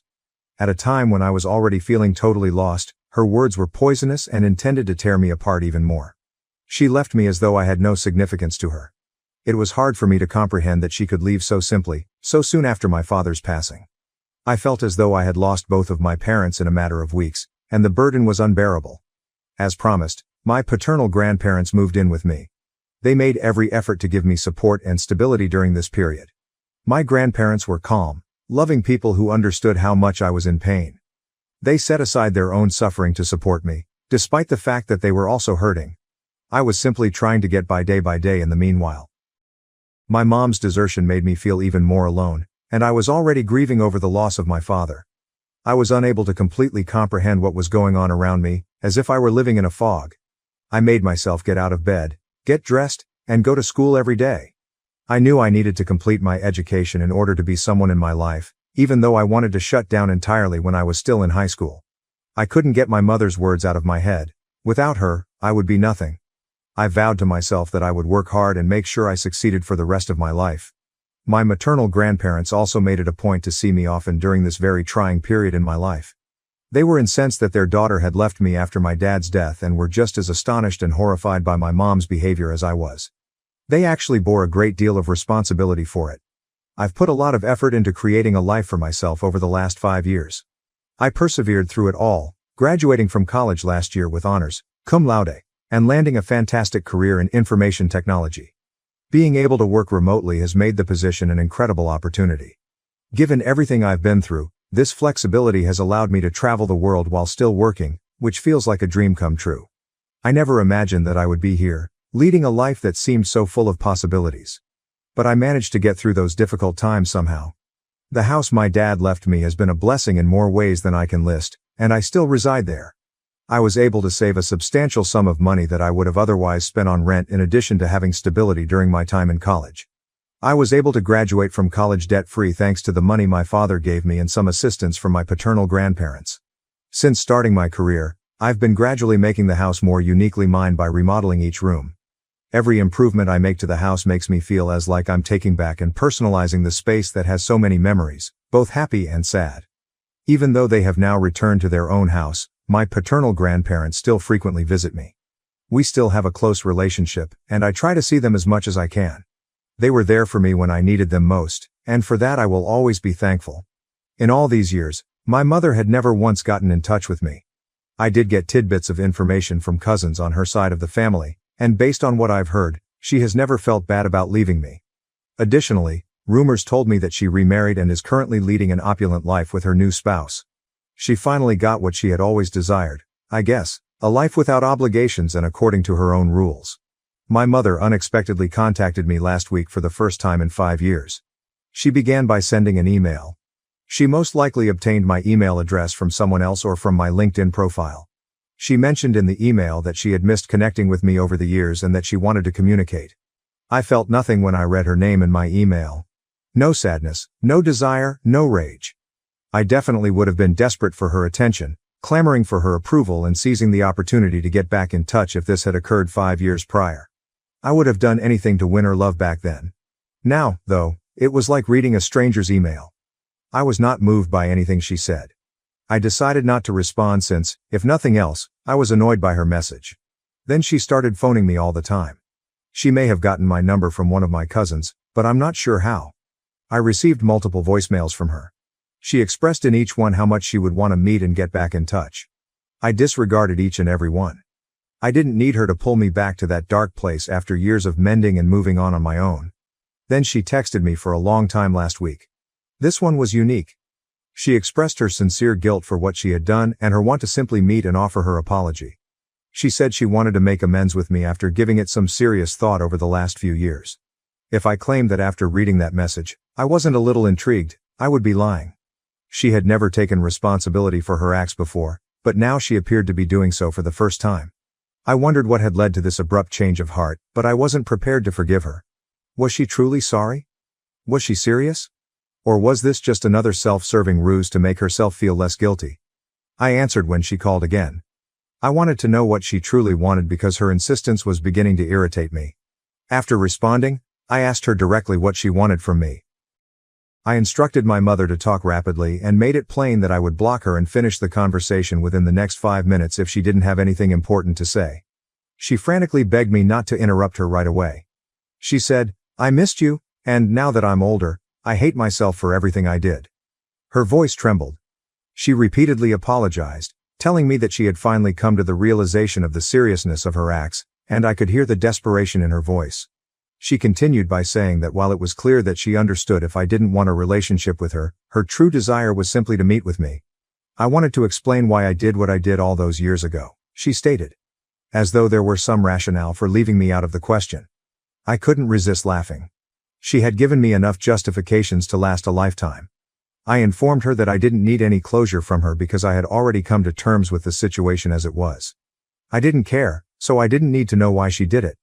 However, she insisted that I at least join her for supper. She assured me that she would never disturb me again if I didn't agree with her and that I could block her or go. She was so desperate it was almost disturbing. I wasn't comfortable with it. There was a strange feeling. Why now? Why was she now so keen to make amends after being silent for 5 years? Now, the same woman who had cursed me and said I would be nothing had reappeared, pleading for one opportunity to give an explanation. I couldn't get rid of the thought that this abrupt change of heart was about something else. Everything looked too premeditated, too abrupt, as though she had a secret agenda. I smelled something fishy, but I couldn't identify it. I chose to comply even though it was against my better judgment. I simply wanted to find out the true purpose of this. I reluctantly consented to join her and her new spouse for supper. The meal was held at my mother's new home, and I could tell right once that she was leading a very different life. The home was extremely opulent, with pricey artwork, sumptuous furniture, and sophisticated accents all over. Bill, her new spouse, appeared sufficiently amiable and kind. We engaged in small talk after his kind introduction, but the entire situation felt uneasy, as if there were enormous unsaid tensions between us. As I walked past the bedrooms during dinner to use the restroom, I couldn't help but notice them. They seemed like they were from a luxury catalog because of how exquisitely designed they were. The pictures that lined the walls attracted my attention even more. Images of my mother and Bill grinning together while visiting far-flung places across the globe. They appeared content and relaxed. I was saddened to see that. She never acted that way toward my dad and me. Her smile with us was unlike anything I had ever seen. I was taken aback by the contrast, which evoked emotions I had previously suppressed. I heard Bill and my mother conversing in low tones as I was making my way back from the restroom. Since they hadn't noticed me approaching, I stopped and tried to listen to what they had to say out of curiosity. My mother was telling Bill how much she detested seeing me and how much I reminded her of my father at that point. I felt sick to my stomach. Despite Bill's attempts to comfort her, she persisted in moaning that she wished she could skip the entire supper. I took out my phone on a whim and began to record. I have no idea why, although it might have been a reflex, as if I needed evidence of her true vileness. Perhaps I hoped to see it later so I could completely comprehend what was going on. In any case, I made a record. I overheard my mother tell Bill that she would never have gotten in touch with me if it weren't for her folks' insistence that she get back in touch. She continued by saying that she detested her parents for pressuring her to take this action and that, as a result of their circumstances, she was merely going through the motions to ensure her inheritance from them. Everything made sense when she said those words and explained that this dinner and the entire act were really a means to an end for her. Now everything made clear. My mother hadn't become morally upright overnight. She hadn't given it much thought, and she most definitely didn't feel bad about leaving me. All along, my intuition had been correct. For a minute, I stood motionless, my heart pounding.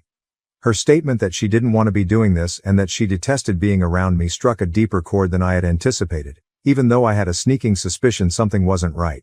She remained the same self-centered individual who only thought about herself after all these years and everything. After turning off the recorder, I left. She fell silent as soon as she spotted me. I silently thanked Bill for supper and made my way out the door, ignoring my mother's persistent calls wondering why I was going so suddenly. She later messaged me to say that I had embarrassed her in front of her husband and that I should just be more honest with her because she is my mother after all. I haven't texted her back because I'm so mad at her. After hearing my mother talk about it, is I wrong to have left the table in the middle of dinner? First update. I want to make it clear that I have always accepted my mother for who she is, which is why I didn't go straight to her in her home after hearing what I did. To be honest, I wasn't overly surprised by it. I was correct to suspect that she had a hidden agenda from the beginning. In fact, I'm happy I got to meet her and have that tape. Tomorrow, I'm going to confront my maternal grandparents about it and find out the truth. Second update, I told my maternal grandparents everything when we met. They initially expressed a happy surprise at my mother's desire to get back in touch with me. However, their faces immediately changed when I played the tape of her telling Bill that the inheritance was her only motivation. While my grandmother apologized to me, my grandfather appeared enraged.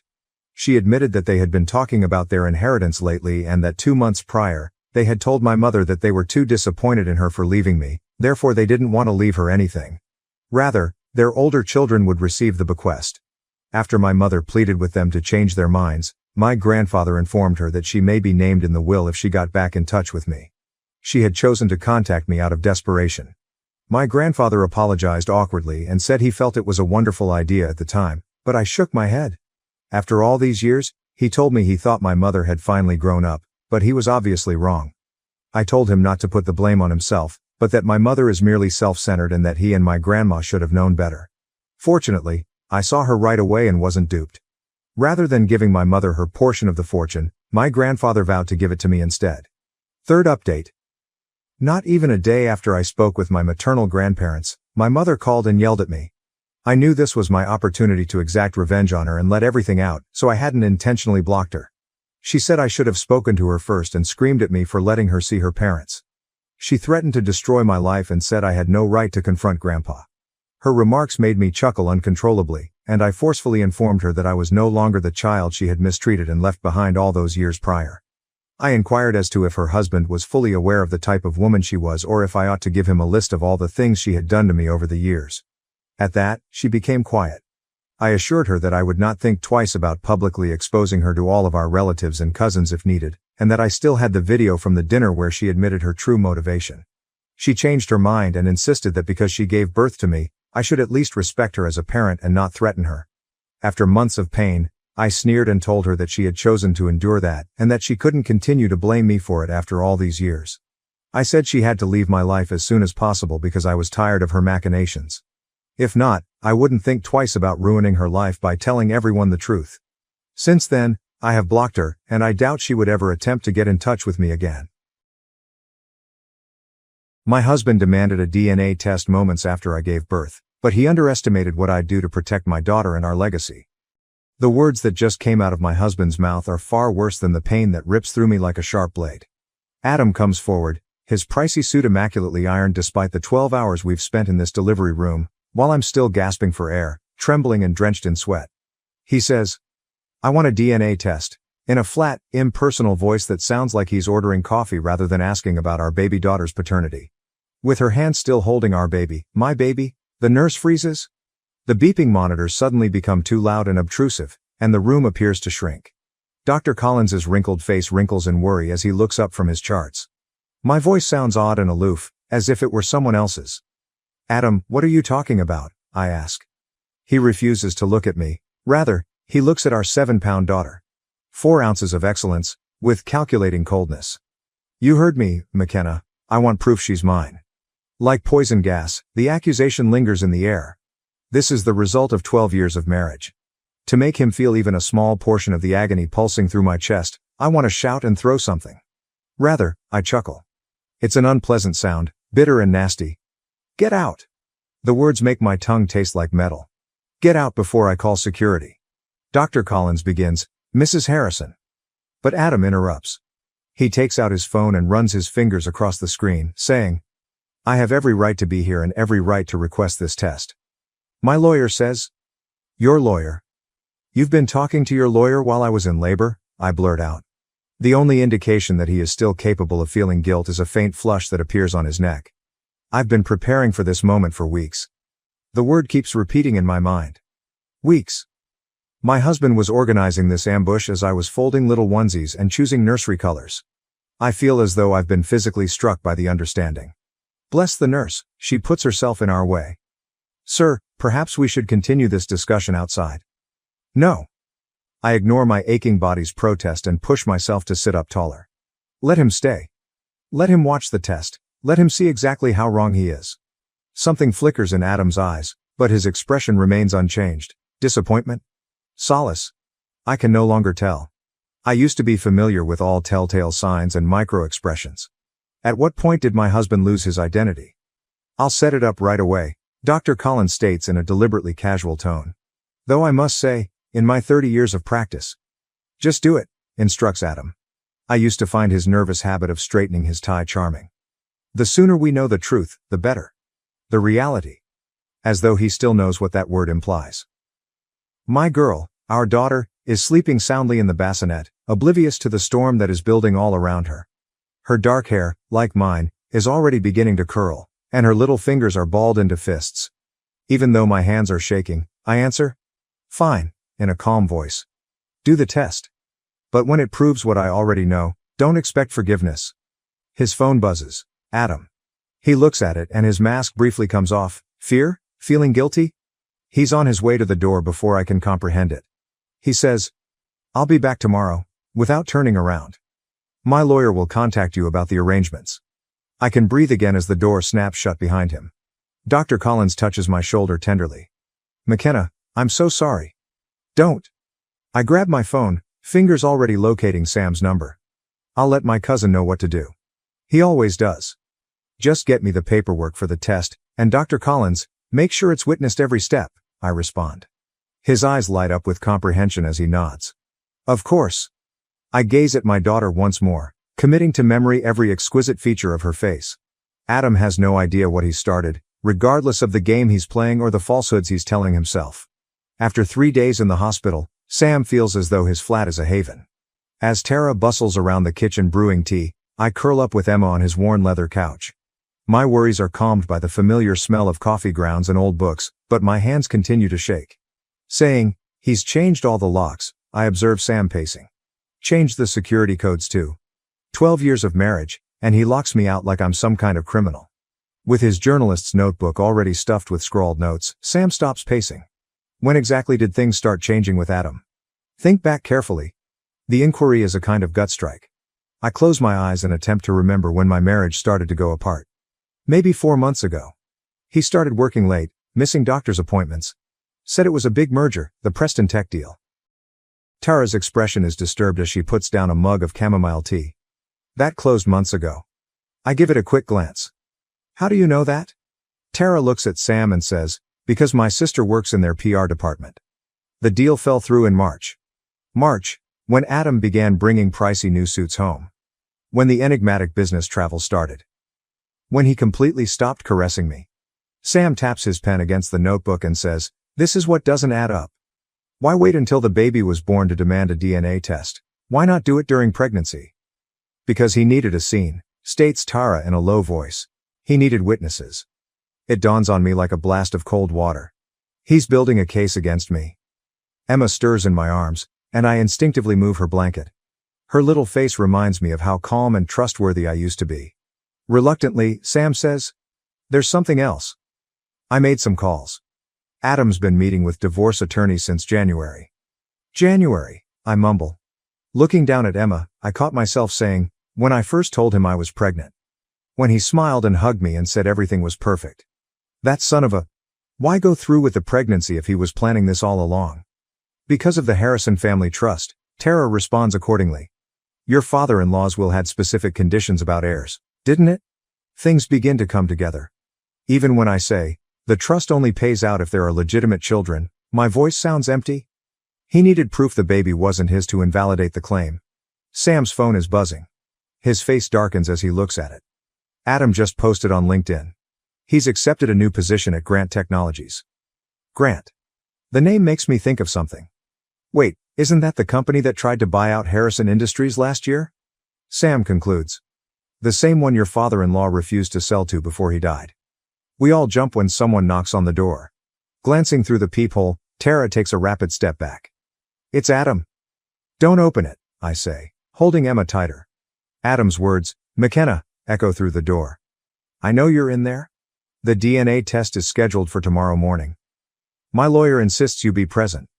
I take Sam's arm as he approaches the door. Wait. Let him talk. Adam goes on. You're making this harder than it needs to be. His voice becoming almost soft. Just come home. We can work this out. I slowly get to my feet so as not to wake Emma. Work what out, Adam? The lies? The secret meetings? Or how about the trust fund you're trying to steal? Quiet. Then, I don't know what you think you know. I know enough. I no longer tremble when I say this. I know about Grant Technologies. I know about the divorce lawyers. And soon, I'll know everything else too. One more pause. The veneer of tenderness vanishes when he talks again. You have no idea what you're dealing with. Neither do you. Something hardens inside me as I gaze down at our girl, my daughter. Game on, Adam. He backtracks along the corridor. What's the plan? Asks Sam after locking the door and turning to face me. I take my phone out and go through my old contacts until I locate the one I need. First, we find out everything we can about Grant Technologies. And then, I answer the phone. We call in some favors. Before a recognizable voice responds, the phone rings again. Dr. Collins, I need your help with something. With a somber expression, Dr. Collins slips the phone across his desk. These messages were automatically backed up to the cloud account you shared. I thought you should see them. When I take up the smartphone, my hands shake. 2 days before my labor, the timestamp indicates 3:47 a.m. The message says, everything's arranged. Once the test results come back, she won't have any claim to the trust. Make sure you stick to the plan. Adam has responded. She suspects nothing, just keep your father focused on the merger. Evelyn Grant, says Dr. Collins softly, is Marcus Grant's daughter. I find the name to be bitter. Last year, he attempted to compel my father-in-law to sell his business. With his journalistic instincts taking over, Sam leans forward. The same Marcus Grant who mysteriously acquired 3 board seats after your father-in-law's death. I continue to scan through texts, each one getting worse. Plans. Gatherings. Personal information that makes my stomach turn. They've been seeing each other since January, I murmur. The same month I told him about the baby. Sam asserts, the timing is not coincidental. Grant Technologies announced their hostile takeover bid last week. With Adam's help, they'll have controlling interest in Harrison Industries, unless there's a legitimate heir. The parts fit together perfectly. That's why he needs the DNA test. To show Emma isn't his. It's not about the baby at all. It's about the company. We are interrupted by a knock. Tara enters with a pallid face. Adam's here, with lawyers. Even though my heart is racing, I make myself remain composed. Let them in. Adam walks in with 2 suits that probably cost more than my yearly income, as if he owns the place. He's wearing a tie I've never seen before, and he seems different. Colder, sharper. Dr. Collins begins. This is a private medical facility, but Adam interrupts. The elder attorney says, my client has every right to supervise the paternity test that we're conducting. We have concerns about potential tampering. I chuckle. I'm unable to stop it. Tampering? That's rich, coming from you. Adam clenches his jaw. Careful, McKenna, you're already facing potential fraud charges if... I raise the phone and ask, if what? If these messages somehow become public? The ones showing you and Evelyn planning to steal your father's company? He becomes motionless. I catch a glimpse of genuine terror in his eyes. You had access to my private... I go up and exclaim, your private messages on our shared cloud account, my rage giving me courage.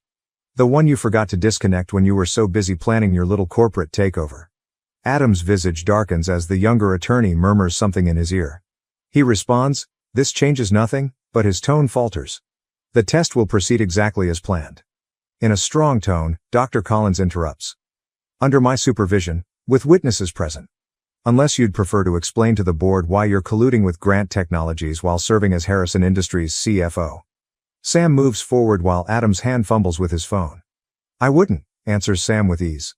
My article about corporate espionage at Grant Technologies goes live in an hour. Fascinating stuff about insider trading and family betrayal. Adam responds, you're bluffing, yet his forehead is dripping with perspiration. I approach while speaking quietly. You want a war, Adam?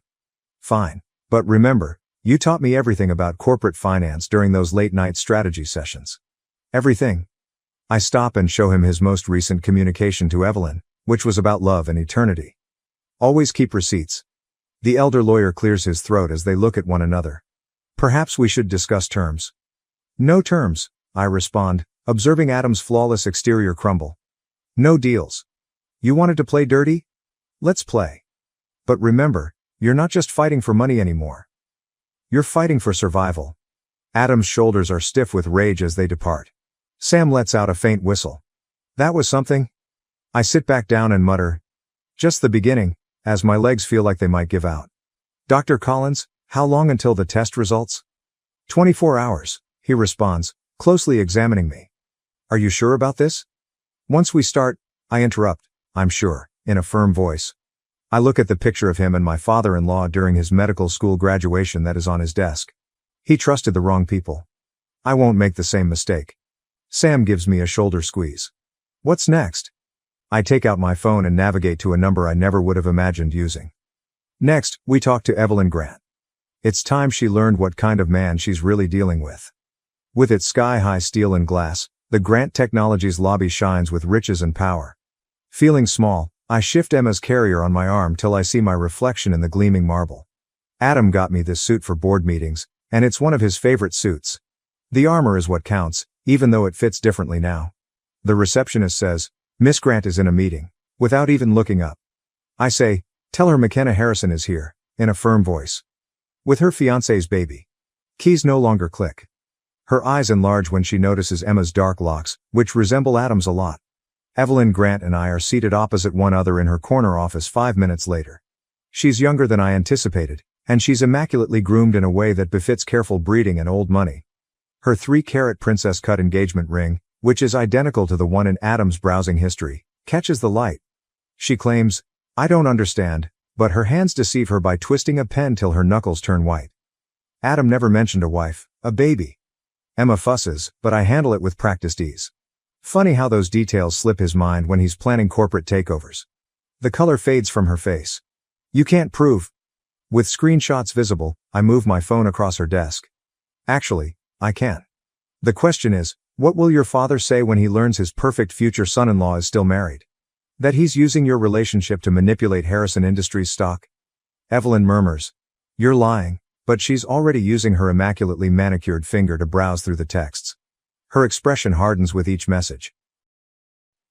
The DNA test is tomorrow, I add, observing her expression. Adam's quite confident about the results, almost like he knows something I don't. She glances up abruptly, terror and recognition flickering in her eyes. My phone is buzzing. My blood runs cold after reading Sam's text. Lab break-in last night. Security video was deleted. He wouldn't, Evelyn murmurs, more to herself than to me. Your father's company stands to gain millions if Harrison Industries falls, I say while leaning forward. And Adam stands to gain everything, unless there's a legitimate heir. She snaps the pen in her hands. Her immaculate desk calendar is marred by ink, which stains both merger dates and wedding venue appointments. Get out, she says tremblingly, before I call security. I slowly stand up, drawing Emma next to me. You know what's funny? I ask in a cool yet incisive tone. He bought me that exact same ring 5 years ago. Promised me the same forever. Even used the same pet names. She shouts, I said get out. I quietly remark, check his phone, and stop at the door. The one he keeps in his gym locker. The one with the real messages. She becomes motionless. How did you, when I say, because I was you once, I make my way to the door and then stop again, saying, young, in love, certain he was different. Oh, and Evelyn, when you confront him, watch his left eyebrow. It twitches when he lies. On her broken face, the elevator doors close. I write to Sam, my hands shaking, it's done. Begin the second phase. He responds right away. Tara's lab contact verified attempts at tampering. The test is being moved to a secure location by Dr. Collins. Another message from an unidentified phone appears. When I open it, my heart stops. Clever girl, writes Adam. You can't remember who taught you how to play chess though. Check your email from Harrison Industries. If you don't leave the board within 1 hour, the creative accounting adjustments you assisted me with last year will be made public. It's your turn. I gaze at the screen, reliving the memories of late hours spent poring over spreadsheets, following Adam's instructions, and signing documents he insisted were standard. The realization of how long he has been planning this makes my stomach turn. Emma's little hand catches my finger as she stirs. I see my own resolve, my father-in-law's strength, and something else in her face that Adam never realized was part of the Harrison family's history. I call Dr. Collins. How quickly can you access the original audit files from last year? In response, already done. And McKenna, I found something interesting in your father-in-law's private records, something about a contingency plan. I smile for the first time in days. Tell me everything. With its clean whiteness and security cameras monitoring our every step, the safe lab feels like a fortress. Adam's attorneys hover close by while Dr. Collins stands at the testing station, his countenance unreadable. Emma ignores the stress that permeates the room as she rests in her carrier. When Dr. Collins says, the results will be available in 30 minutes, all parties will remain present. The door flings itself open. With mascara smearing her cheeks and her flawless poise ruined, Evelyn bursts in. I yell, you bastard! Adam takes a step back, his self-assured facade falling off. Evelyn, this isn't, she spits out, the gym locker, and throws her phone to him. It strikes the wall with a crash. 3 other women, and you're still married. The attorneys look at each other in horror. Sam stops him as he goes for his briefcase. Until we hear those results, Sam replies softly. Nobody leaves? Adam's uncomfortable gesture of straightening his tie is something I had nearly forgotten. This is ridiculous. Whatever McKenna told you? Evelyn interrupts him, her voice cracking. She didn't have to tell me anything. Your friend Marcus was quite helpful once I showed him the real numbers behind the Grant Technology merger. Adam's face loses color. You didn't? She smiles sharply and bitterly. Daddy's on his way with the SEC. A message from Tara says, security footage recovered, and my phone vibrates. A suspect in a lab break-in was identified. I give Dr. Collins the phone. After examining the picture, he turns to face Adam's younger attorney. The man begins to perspire. Interesting, says Dr. Collins in a cool but acerbic tone. Very interesting indeed. Adam looks from one of us to the other, calculating. I know the expression he gets when he's going to give up a piece to keep the game going. Adam says abruptly, the accounting irregularities, in a loud voice. McKenna signed off on all of them. She's just as culpable. With the exception of the backup plan, I break off, maintaining eye contact. The one my father-in-law left with Dr. Collins before he died. Adam becomes motionless. What? He knew Adam. About the embezzlement, about Grant Technologies. He documented everything, I add, now speaking steadily. Including your attempts to access Emma's trust fund before she was even born. Clearing his throat, the senior attorney does so. Mr. Harrison, perhaps we should... Shut up. Adam's calmness totally breaks. His fists are clenched as he rounds on me. You're bluffing? Richard trusted me, Dr. Collins adds in a low, uncompromising voice. Not just as his doctor but as executor of his estate, including the real will. The device emits a beep. Test findings are available. Sam stops Adam before he can get the printout. It's over, declares Sam. The SEC has everything, fake DNA test orders, embezzlement records, even your deals with Marcus. The hall reverberates with the sound of heavy, deliberate footsteps. Adam steps back from the entrance. McKenna, he adds as his voice mellows into that accustomed cunning tone. We can still fix this, for Emma's sake? I say. Don't you dare. With words that burn like acid. Don't you dare use our daughter as a bargaining chip. The door opens. First to arrive are two SEC agents and Marcus Grant. Tara holds out her phone behind them, documenting everything. One agent says, Adam Harrison, you are being investigated for securities fraud. The events that follow are shown in slow motion. Adam rushes to the emergency room. The younger attorney tries to stop him. Sam shouts something about treachery. Emma is unaware of the mayhem and sleeps soundly in her carrier while it all. Dr. Collins holds out the test findings while touching my arm. Do you want to know?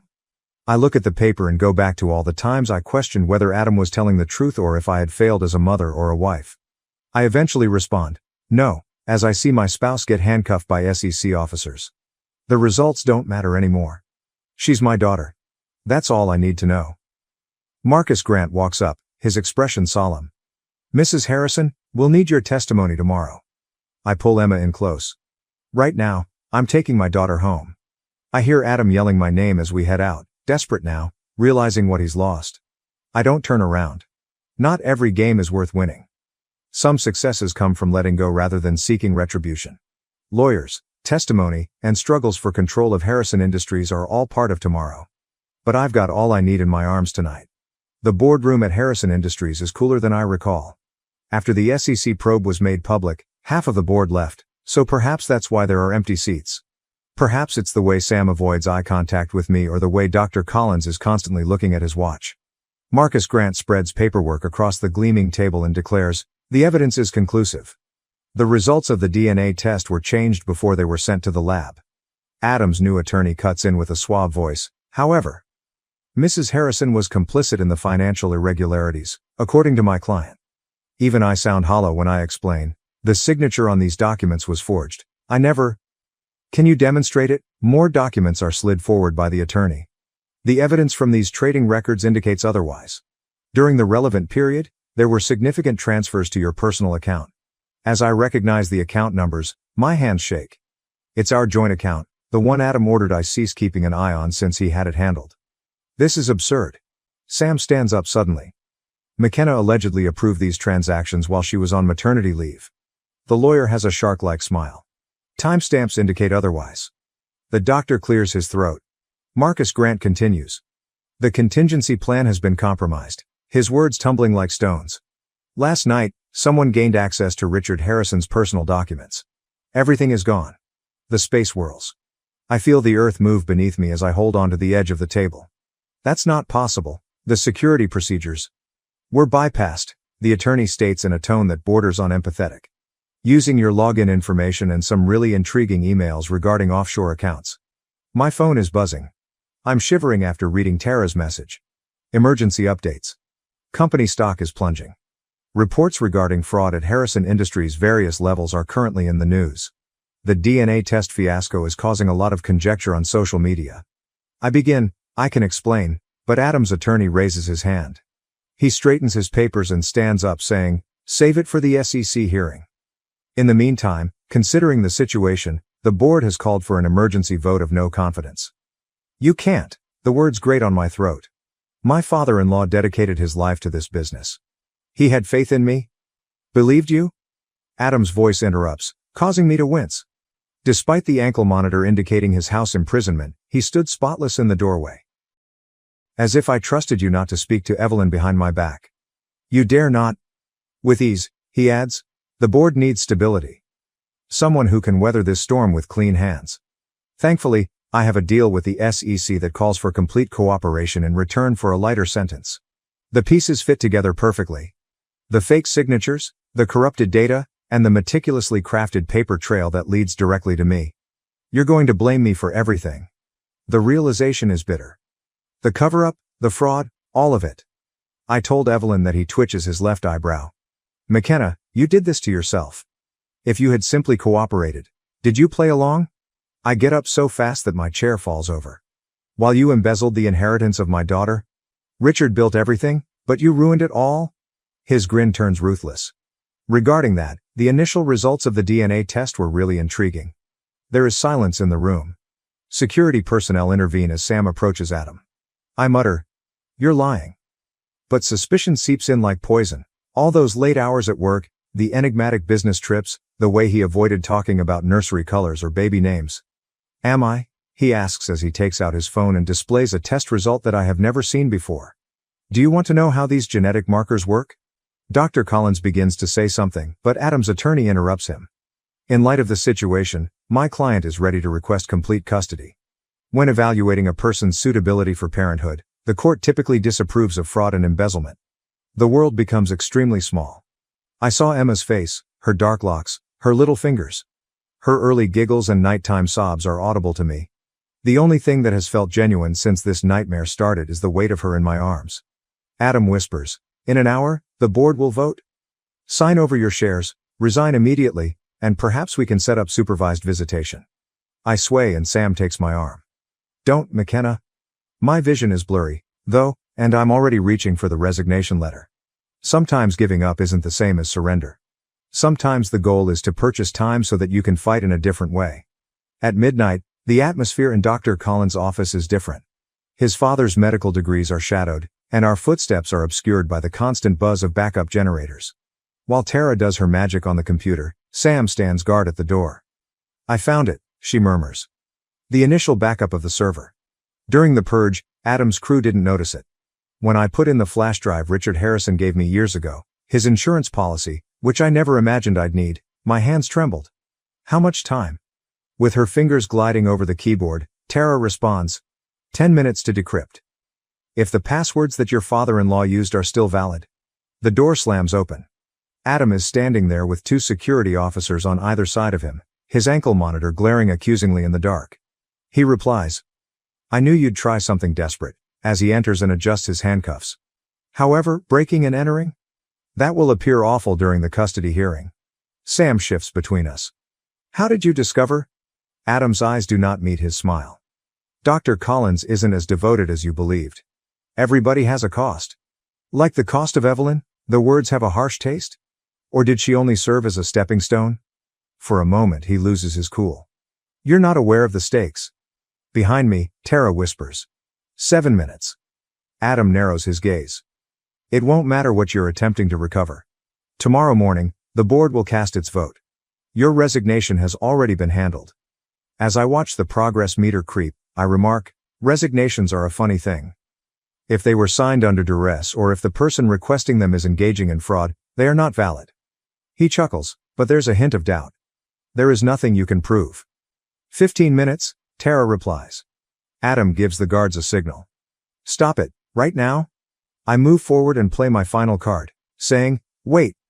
The actual DNA is the outcome. Let me see them. We have experienced this. Either show me, or I send the SEC everything we discover, including every email, transaction, and encounter with Marcus Grant. He twitches his left eyebrow. You're playing a bluff. 3 minutes, declares Tara. The security personnel approach the PC. Sam stiffens, prepared to step in. Adam's words, she's yours, stop everyone cold. The actual DNA test demonstrates that she is yours. I needed leverage, so I changed the outcomes. I just sense clarity, even though the admission should be painful. In any case, you never desired her, did you? She was merely another resource to manage. For 2 minutes, Tara replies. At last, Adam's facade breaks. Do you believe this has to do with a baby? Power is at issue here. Command. All of the promises Richard made to me when he appointed me CFO, I whisper. He promised you a legacy, not a kingdom to steal. A minute. Adam makes a foray towards the computer. Tara shields the screen and Sam stops him. Something, a phone I've never seen before, drops out of Adam's pocket amid the confusion. I pick it up and immediately see the texts. Plans to dismantle Harrison Industries for parts, discussions with Marcus Grant, and something else, Dr. Collins' correspondence. Tara declares gleefully, "It's done.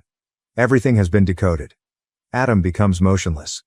You should avoid opening that file. However, I already am. The room is filled with the voice of Richard Harrison, who made a video confession just days before he passed away. He gives names, explains plans, then offers a last surprise. Now that I finally understand, I tell Adam, the company was never yours to steal. Before he passed away, Richard made a revision to his will. He gave Emma the reins of power. Adam says, trembling, impossible. She was not born at all. I show him the will's date. Adam, he was aware. Almost everything, including the fraud, the affairs, and the agreements with Grant Technologies. You've been playing the exact game he anticipated the entire time. In the distance, police sirens blare. Adam's expression changes to one of rage. You believe you've triumphed? The board, the proof, and your signed confession are still with me. Check your phone, Sam murmurs. The one you just dropped, the real one. Evelyn's father pulling all support, Marcus Grant cutting agreements to save himself, the SEC renewing their investigation, and Dr. Collins sent one last message. I kept my promise, Richard. Adam's eyes widened as the messages poured in. The heritage of your granddaughter is secure. Adam collapses, his empire of lies crumbling around him, as the police storm in. However, I'm already leaving while seeing Emma sleeping soundly at home. Some victories are about defending what's most important, not about winning. The turmoil from last night can still be heard in the Harrison Industries boardroom. The doorway is crossed by police tape, and the conference table where Adam's empire eventually fell apart is covered in evidence markers. Richard Harrison's personal files are in the leather portfolio that Dr. Collins hands me. He murmurs softly, when the time was right, he wanted you to have these. I discover a note inside, buried beneath years' worth of financial documents and business plans. Richard's decisive handwriting is still visible despite the paper's age and the ink's fading. My beloved McKenna, you'll know by now why I picked you to guard Emma's inheritance, not because you're Adam's wife, but because you saw what he couldn't. Stock prices and merger agreements don't measure legacy. It is ingrained in choices, in choosing to defend instead of destroy. Emma is fussy in her job. I reposition her blanket and notice my image in the shadowed windows. Somehow I appear different, stronger, perhaps, or simply more certain. Sam shows up at the door. The SEC wants to take another look at the video testimony. Evelyn Grant is also present. When Evelyn walks in, I anticipate fury, but all I see in her eyes is tiredness. According to her, the board approved the dissolution of the merger attempt. Daddy is resigning? She twists her now ringless fingers and rambles. The scandal. I tell her, I never wanted this. Most of it is true. Neither did I. Her expression softens as she turns to face Emma. He also promised me children, you know. A future in which I genuinely had faith. I respond, I know, since I did the same once. The doctor clears his throat. The new members of the board are ready. They will require guidance about the company's future. Richard's letter about choices and legacies comes to mind. Inform them that we are reorganizing, beginning with the charitable foundation. Funding for programs that assist single parents should be doubled. From where she sits at the computer, already working on the press release, Tara smiles. Our attention is drawn to a disturbance outside. I watch through the glass walls as federal officers carry Adam away, his flawless suit rumpled and his confidence mask finally shattered. He looks at me and begins to say something, but I look away. There are some discussions that are not worthwhile. Dr. Collins pulls out another envelope and says, there's something else. Regarding Emma's trust, your father-in-law left detailed instructions. It's a challenge, not simply money. Projects for community investment must equal every dollar. Finally comprehending, I chuckle. He ensured that the legacy would not be taken. It must be earned. Speaking of income, Sam adds, corporate corruption and the price of truth, an investigative piece that recently went live, although I believe karma in the boardroom, sounded more appealing. I decide, no more karma, as I watch Emma fall asleep. No more retaliation either. Just moving forward. Dr. Collins' eyebrow goes up. And Adam? After closing Richard's portfolio, I said, "We face justice through proper channels. I've had enough of his games." Evelyn gets up to go, but stops at the door. She nods to Emma and says, "For what it's worth, I think Richard chose well, not just for the company, but for her."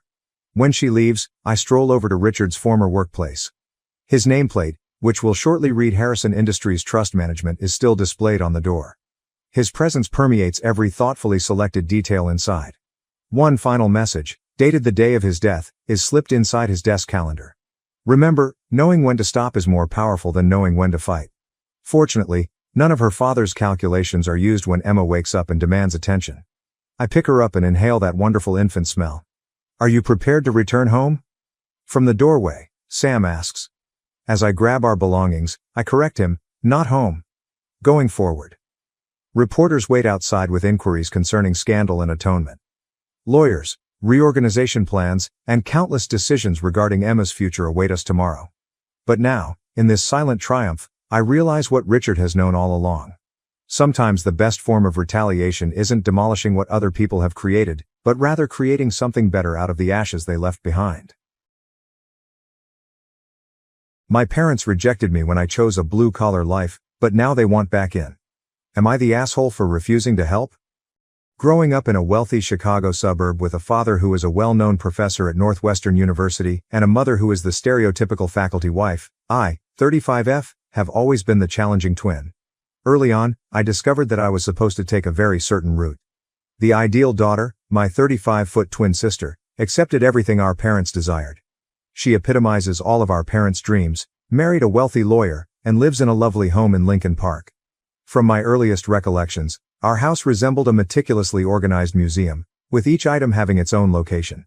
While my mother's realm was the spotless living room where she invited faculty spouses for afternoon tea, my father's study was crammed with leather-bound volumes and academic honors. My sister and I were expected to be living examples of their success even as kids. Well-groomed, well-behaved, and constantly successful. Early on, the difference between us became apparent. My sister was very good in charm school and piano recitals, but I liked to lose myself in science fiction books and watch motorcycle races on TV in secret. Our mother's constant correction was the answer. "Sit up straight, sweetheart. Don't cross your legs, cross your ankles." Every instruction was given with a smile that never quite made it to her eyes. Do try to smile more. The pressure definitely increased in high school. My sister became a member of every club that was relevant to her, including debate team, student government, and Young Republicans. Despite being compelled to do so, I didn't want to. I proposed setting up a fundraiser for a nearby motorcycle maintenance training program for at-risk teenagers during a particularly memorable student council meeting. For weeks, I was plagued by the terrified expression on my mother's face when she learned about it. The impact of our father was not limited to our household. He was well known in Chicago's intellectual and corporate circles as a renowned economics professor at Northwestern.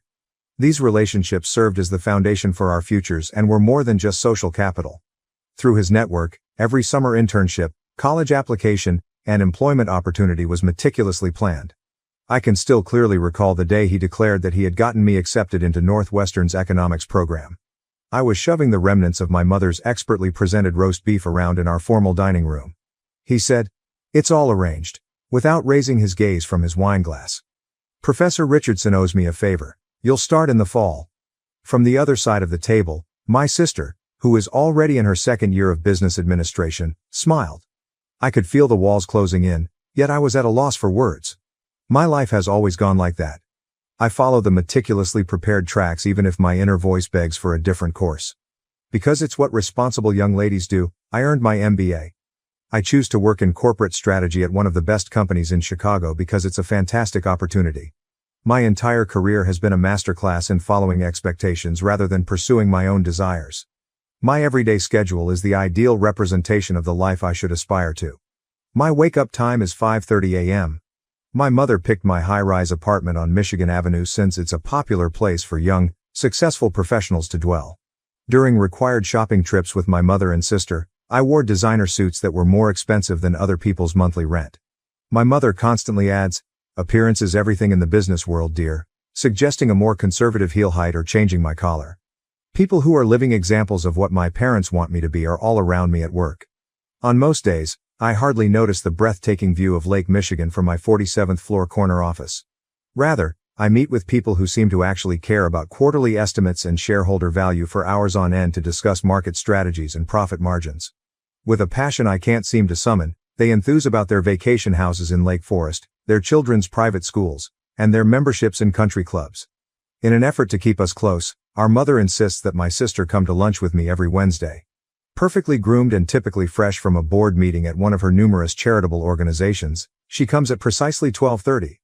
She tells me about her picture-perfect life over expensive salads at the trendy restaurant below, including her husband's recent high-profile case, their plans to buy a second house in Aspen, and the prestigious daycare where their child is already on the wait list.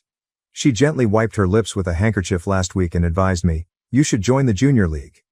Mother thinks it would be good for your social connections. Besides, you need to start thinking about marriage. All the best eligible men are involved in charity work." I instinctively agreed, as I've come to do when my family offers advice on how to live my life. In all honesty, this world of manufactured perfection is smothering me. While my colleagues enthusiastically debate market penetration tactics and hostile takeovers in meetings, I can't help but stare at the construction workers in the building across the street. They're making something substantial, doing something real. I can be so envious of them at times that it hurts. I found myself scribbling motorcycle ideas in the margins of my notes during a particularly dull budget discussion last month. Upon noticing, my direct report looked at me with anxiety. I promptly turned to a blank page and made myself concentrate on the supply chain efficiency optimization PowerPoint presentation. I heard him express concern to another management later that day over my dedication to the company's mission. Weekends are the worst. I'm stuck driving through the city's industrial areas while my sister and her husband go to country club parties and charity galas. I pretend that I'm working late, but in reality, I'm drawn to the unadulterated, authentic elements of Chicago that they deny exist. I observe those who make things with their hands and appear to truly like what they do, such as welders at their shops, artists in their studios, and mechanics working on automobiles. Everything changed last night. My BMW, my father's thoughtfully selected graduation present, began to make a menacing grinding sound after yet another heartbreaking day of acting as though I cared about market forecasts. I was in the wrong part of town, as my mother used to say, but I had to stop or risk getting stuck. Just before closing time, I stopped into a nearby auto repair shop and saw the check engine light flash mockingly. I met Jake at that time. With a welding torch in hand, Jake, 35, was the final guy left working, hunched over a handmade motorbike frame. Jake was authentic, work boots, faded trousers, and hands that demonstrated he truly made a living, in contrast to the polished business people my parents are constantly attempting to pair me with. He looked up and grinned, but it wasn't the staged smile I see at business events. It was sincere, it extended to his eyes. "Timing belt's about to go," he observed, having listened to my engine for less than a minute. "I can fix it now if you want to wait." Simple competence without any corporate language or ulterior motives. Even though I could hear my mother's disapproving voice in my mind about being in that neighborhood after dark, I found myself nodding. We chatted while he worked. Jake shared with me his experiences progressing from simple welding to more complex metalwork, his aspirations to start his own custom fabrication business, and his passion for creating things by hand. He showed me the motorcycle he was restoring, which fused contemporary engineering with vintage design. My practiced presentations about market expansion strategies seemed insignificant in comparison to the enthusiasm in his voice as he described the technical specifics. He said, "Want to see something cool?"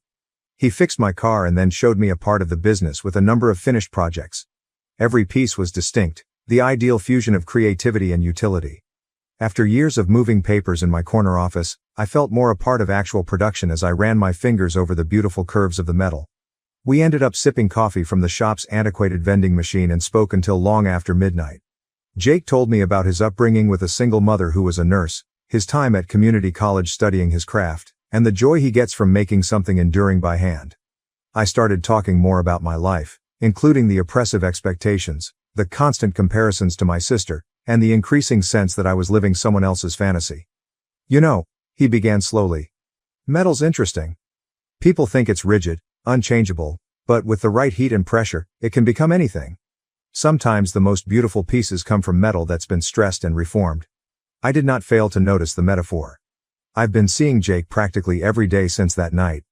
After work in the shop, he has been teaching me the fundamentals of welding. The process itself is immensely fulfilling, the concentration needed, the observable outcomes, the way two disparate parts are permanently fused together. In contrast, nothing feels real in the fleeting realm of business strategy. Jake took me on my first motorbike ride around Lake Michigan last weekend. There were no conference calls, shareholder expectations, or family pressures, just the wind, the road, and the sensation of being fully alive. The freedom was exhilarating. In Wisconsin, we made a stop at a tiny diner, the kind of establishment my mother would never enter. It was the best coffee I've ever had at any of Chicago's best eateries. Jake is taking me to meet his mother tomorrow. Despite being retired, she continues to volunteer at the nearby hospital. Instead of the required awe I give my parents at Sunday dinners, he speaks about her with such sincere love and respect. I've never been more anxious before a corporate presentation than I am now. What's coming, I know. My folks will need to hear about Jake soon. My mother will weep, my father will threaten to cut me off, and my sister will be appalled. However, I'm prepared to make my own decisions for the first time in my life. I feel like I'm finally becoming into the person I was destined to be, not the person my parents wanted me to be, when Jake smiles at me. Perhaps having the guts to live genuinely is what true success looks like, rather than having a prominent location or corner office. I feel more alive than ever, yet I'm also scared. First update. 3 months have passed since my previous post, and a lot has changed. When I eventually told my parents about Jake, it was a complete disaster, worse than I could have imagined. I decided to tell them during our Sunday meal, which was required. My father's face went a shade of crimson I had never seen before when I revealed that Jake was a welder. My mother let her sterling silver fork fall to the exquisite china, clattering. Like a gunshot, the boom reverberated across our suddenly quiet dining room. My father spat the phrase, "a welder," as if it were toxic. "After everything we've invested in you, after all the connections I've built." For about 20 minutes, he launched into a tirade about family reputation and social status. My mother would alternate between giving me looks of complete betrayal and wiping her eyes with an embroidered handkerchief. At first, my sister, who was there with her lawyer husband, genuinely chuckled, assuming it was a joke. Her face took on an expression of sheer fear as she realized I was genuine. She growled from the other side of the table. "You can't be serious. What about Richard from the golf club? His family's been asking about you."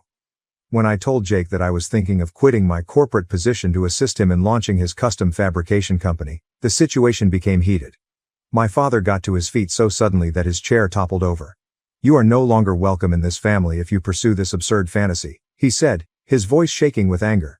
The peace that swept over me at hearing it was unexpected, but I had anticipated the threat. My sister's expensive outfit, my mother's exquisitely placed flowers, the oil paintings, and the crystal chandelier in the formal dining room all seemed to me to be of no use anymore. I said, "Then I guess this is goodbye," and got to my feet. Despite my mother's theatrical gasp, I kept gathering my belongings. My sister followed me into the foyer as I made my way to the door. She cautioned, "You're making a huge mistake. You're throwing away everything we were raised to be." "No," I said, getting stronger every step of the way. "I'm finally becoming who I really am. There have been many developments over the last 3 months. To the surprise of my coworkers, I left my corporate job. An emergency board meeting was called in response to my resignation letter, and my former employer continues to send me letters every week urging me to come back. Jake and I have been working tirelessly to launch our own company. In an industrial neighborhood, we discovered the ideal location. Although it needs some maintenance, there is a lot of potential and the rent is fair.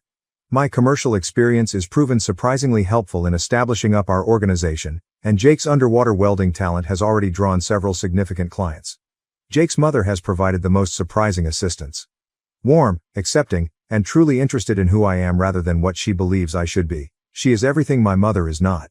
She arrived with homemade sandwiches and old trousers to assist us with painting the office area of our new store. I had never felt more at home in my parents' estate than I did when she embraced me, splattered with paint. Through her husband's legal practice, my sister issued me a formal letter last week requesting that I change my ways and rejoin the family. She reminded us of our family's reputation in Chicago society and provided a comprehensive list of available corporate jobs and eligible bachelors. I lit the new wood stove at our workshop using the letter. Finding a community I was unaware of has been the most unexpected development. We have been greeted warmly by our neighbors in the industrial area. We get coffee in the mornings from the car repair shop next door, and the local artists collective has already commissioned a number of custom metal works for their next show. Next month, Jake and I will tie the knot. There won't be a country club reception, a beautiful gown, or the society wedding my parents have been planning for me since I was born.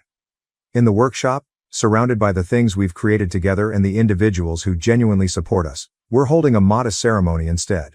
The invitation was sent back unopened by my parents. Another legal letter from my sister threatened to declare me mentally incompetent.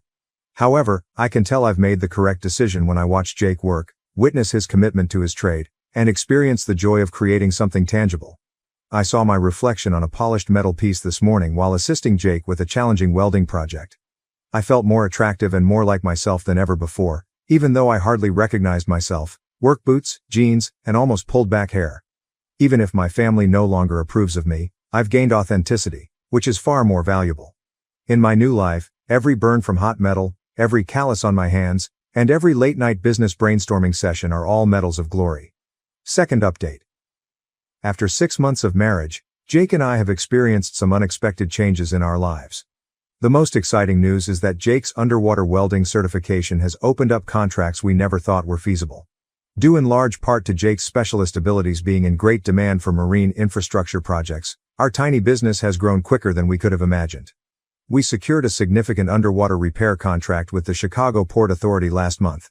I recognize the irony. The same blue-collar jobs that my parents mocked now generate more money each year than my previous corporate job did. With more specialized tasks, our custom fabrication business is flourishing, and Jake's salary has risen to $150,000. However, success has presented unforeseen difficulties. Surprisingly, word of our expanding company made its way to my former corporate circles in Chicago's industrial area.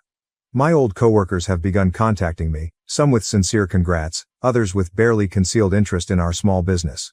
My former boss called last week to propose a consultancy arrangement. I declined courteously.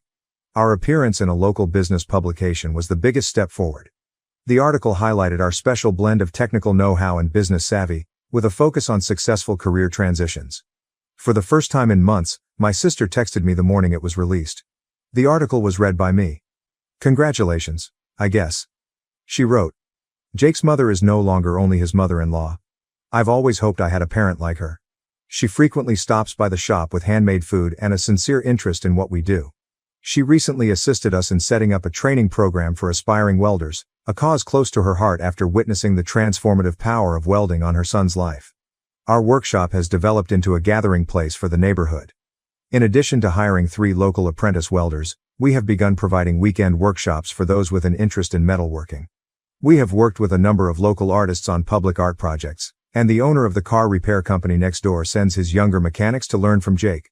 The work's physical demands have altered me in unexpected ways.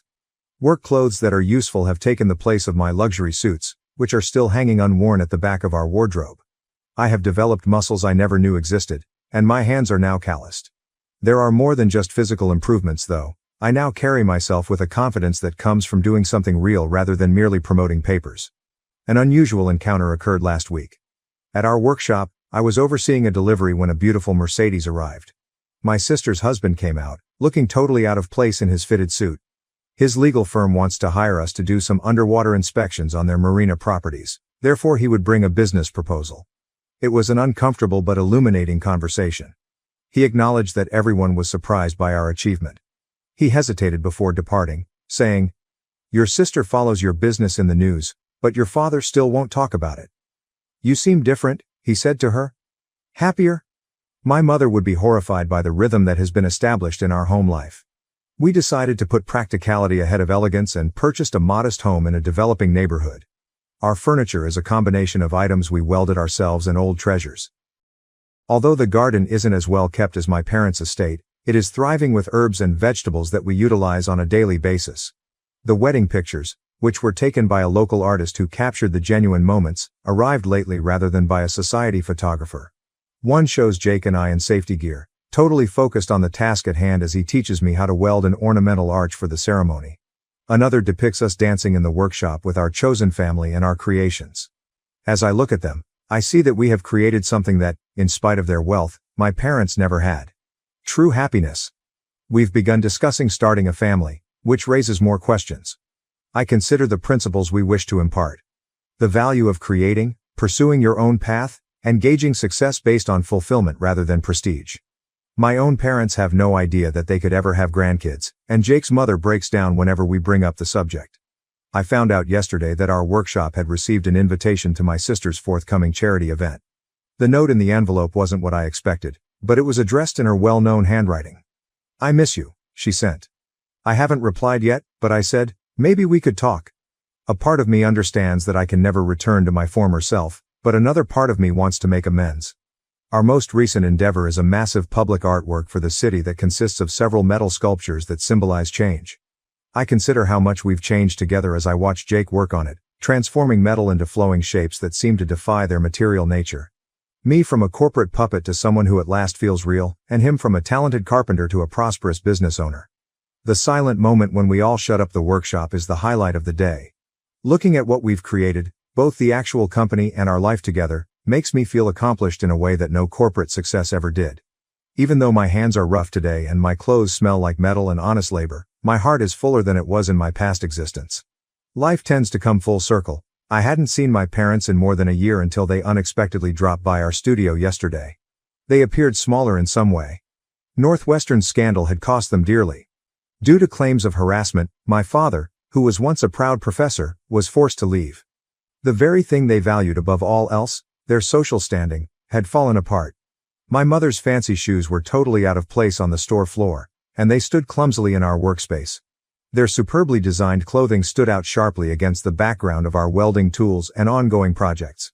First to speak, my father's voice lacked the authority it usually possessed. In between my mother's hardly contained cries, the story poured out, "We need your help." My sister's husband, the accomplished lawyer they had always commended, refused to assist until they paid his entire legal bill after the scandal surfaced. My sister sided with her husband when they were unable to pay his rates. They were ordered to vacate the guest home at my sister's house where they had been residing. My mother remarked sourly, "Your sister believes it will harm her reputation." The irony of what she said didn't escape my notice after everything we did for her. I recalled all the times they had cautioned me that picking Jake would harm the family's reputation. My father surveyed our studio, his gaze resting on the honors we had just received for our unique workmanship. The wall was framed with an article from the local newspaper about our success. From corporate to creative, local welding business makes waves. He said the words, "We thought perhaps we could stay with you for a while, with difficulty." Behind me, I sensed Jake's steady, encouraging presence as usual. He quit his job, but he didn't get involved, so I was free to manage my family the way I wanted. That small gesture of respect and trust said a lot about our relationship. When I truly looked at my parents, I realized what they were no longer able to conceal. The flawless facade was crumbling, and the fine clothing were a little shabby. They were here because they had nowhere else to go, not because they had accepted me or my decisions. "No," I answered in a firm voice. "You can't stay with us." The phrase released something I had been holding on to for too long, like a key turning in a lock. "You threw me out of the family when I chose this life. You can't come back now just because you need something." My mom's face fell flat. She begged, "But we're your parents." A hint of my father's former authority emerged as his face darkened. "After everything we've done for you." I cut in. "That's exactly the problem. Everything you did was to control me, to make me fit your image of success. When I found my own way, you disowned me. And now that my way has proved successful, you want back in?" I pointed to our workshop. "See all this? The business you thought was beneath you? It's thriving? The husband you rejected? He's more successful than most of your country club friends. The life you said would embarrass the family? It's featured in business magazines." "But that's different," countered my father. "We can see now that you've made something of yourself." "No," I interrupted him once more. "That's not different at all. You still don't get it. I didn't need to prove anything. My worth isn't measured by income or social status. I'm happy because I'm finally living authentically, not because we're successful." After a while, they departed, my father stiff with rage and my mother in tears. As we saw their fancy car drive out, Jake gave me a hug. Simply, "You okay?" he inquired. I was more than fine. I had freedom. As we shut down the store later that night, I reflected on the path that had led me here. The corporate job I had detested, the familial pressure I had fled, the love I had discovered, and the company we had established. I had been moving toward myself with each step I took away from my parents' expectations. I came to a surprising realization while examining our most recent project, a sophisticated metal sculpture that the city had commissioned. Life occasionally requires extreme heat and pressure to create something beautiful, much like the metal we deal with.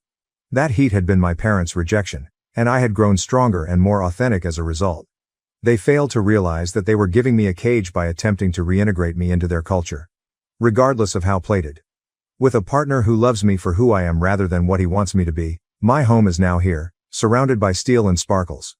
I appreciate the Reddit community's support during this trip. Your advice and support kept me going when I was having self-doubt. I'm thankful for this platform that allows me to share my story because sometimes the most difficult decisions are the best ones. To everyone who must make similar decisions, remain loyal to who you are. Although the journey may be more difficult, the end result is worthwhile.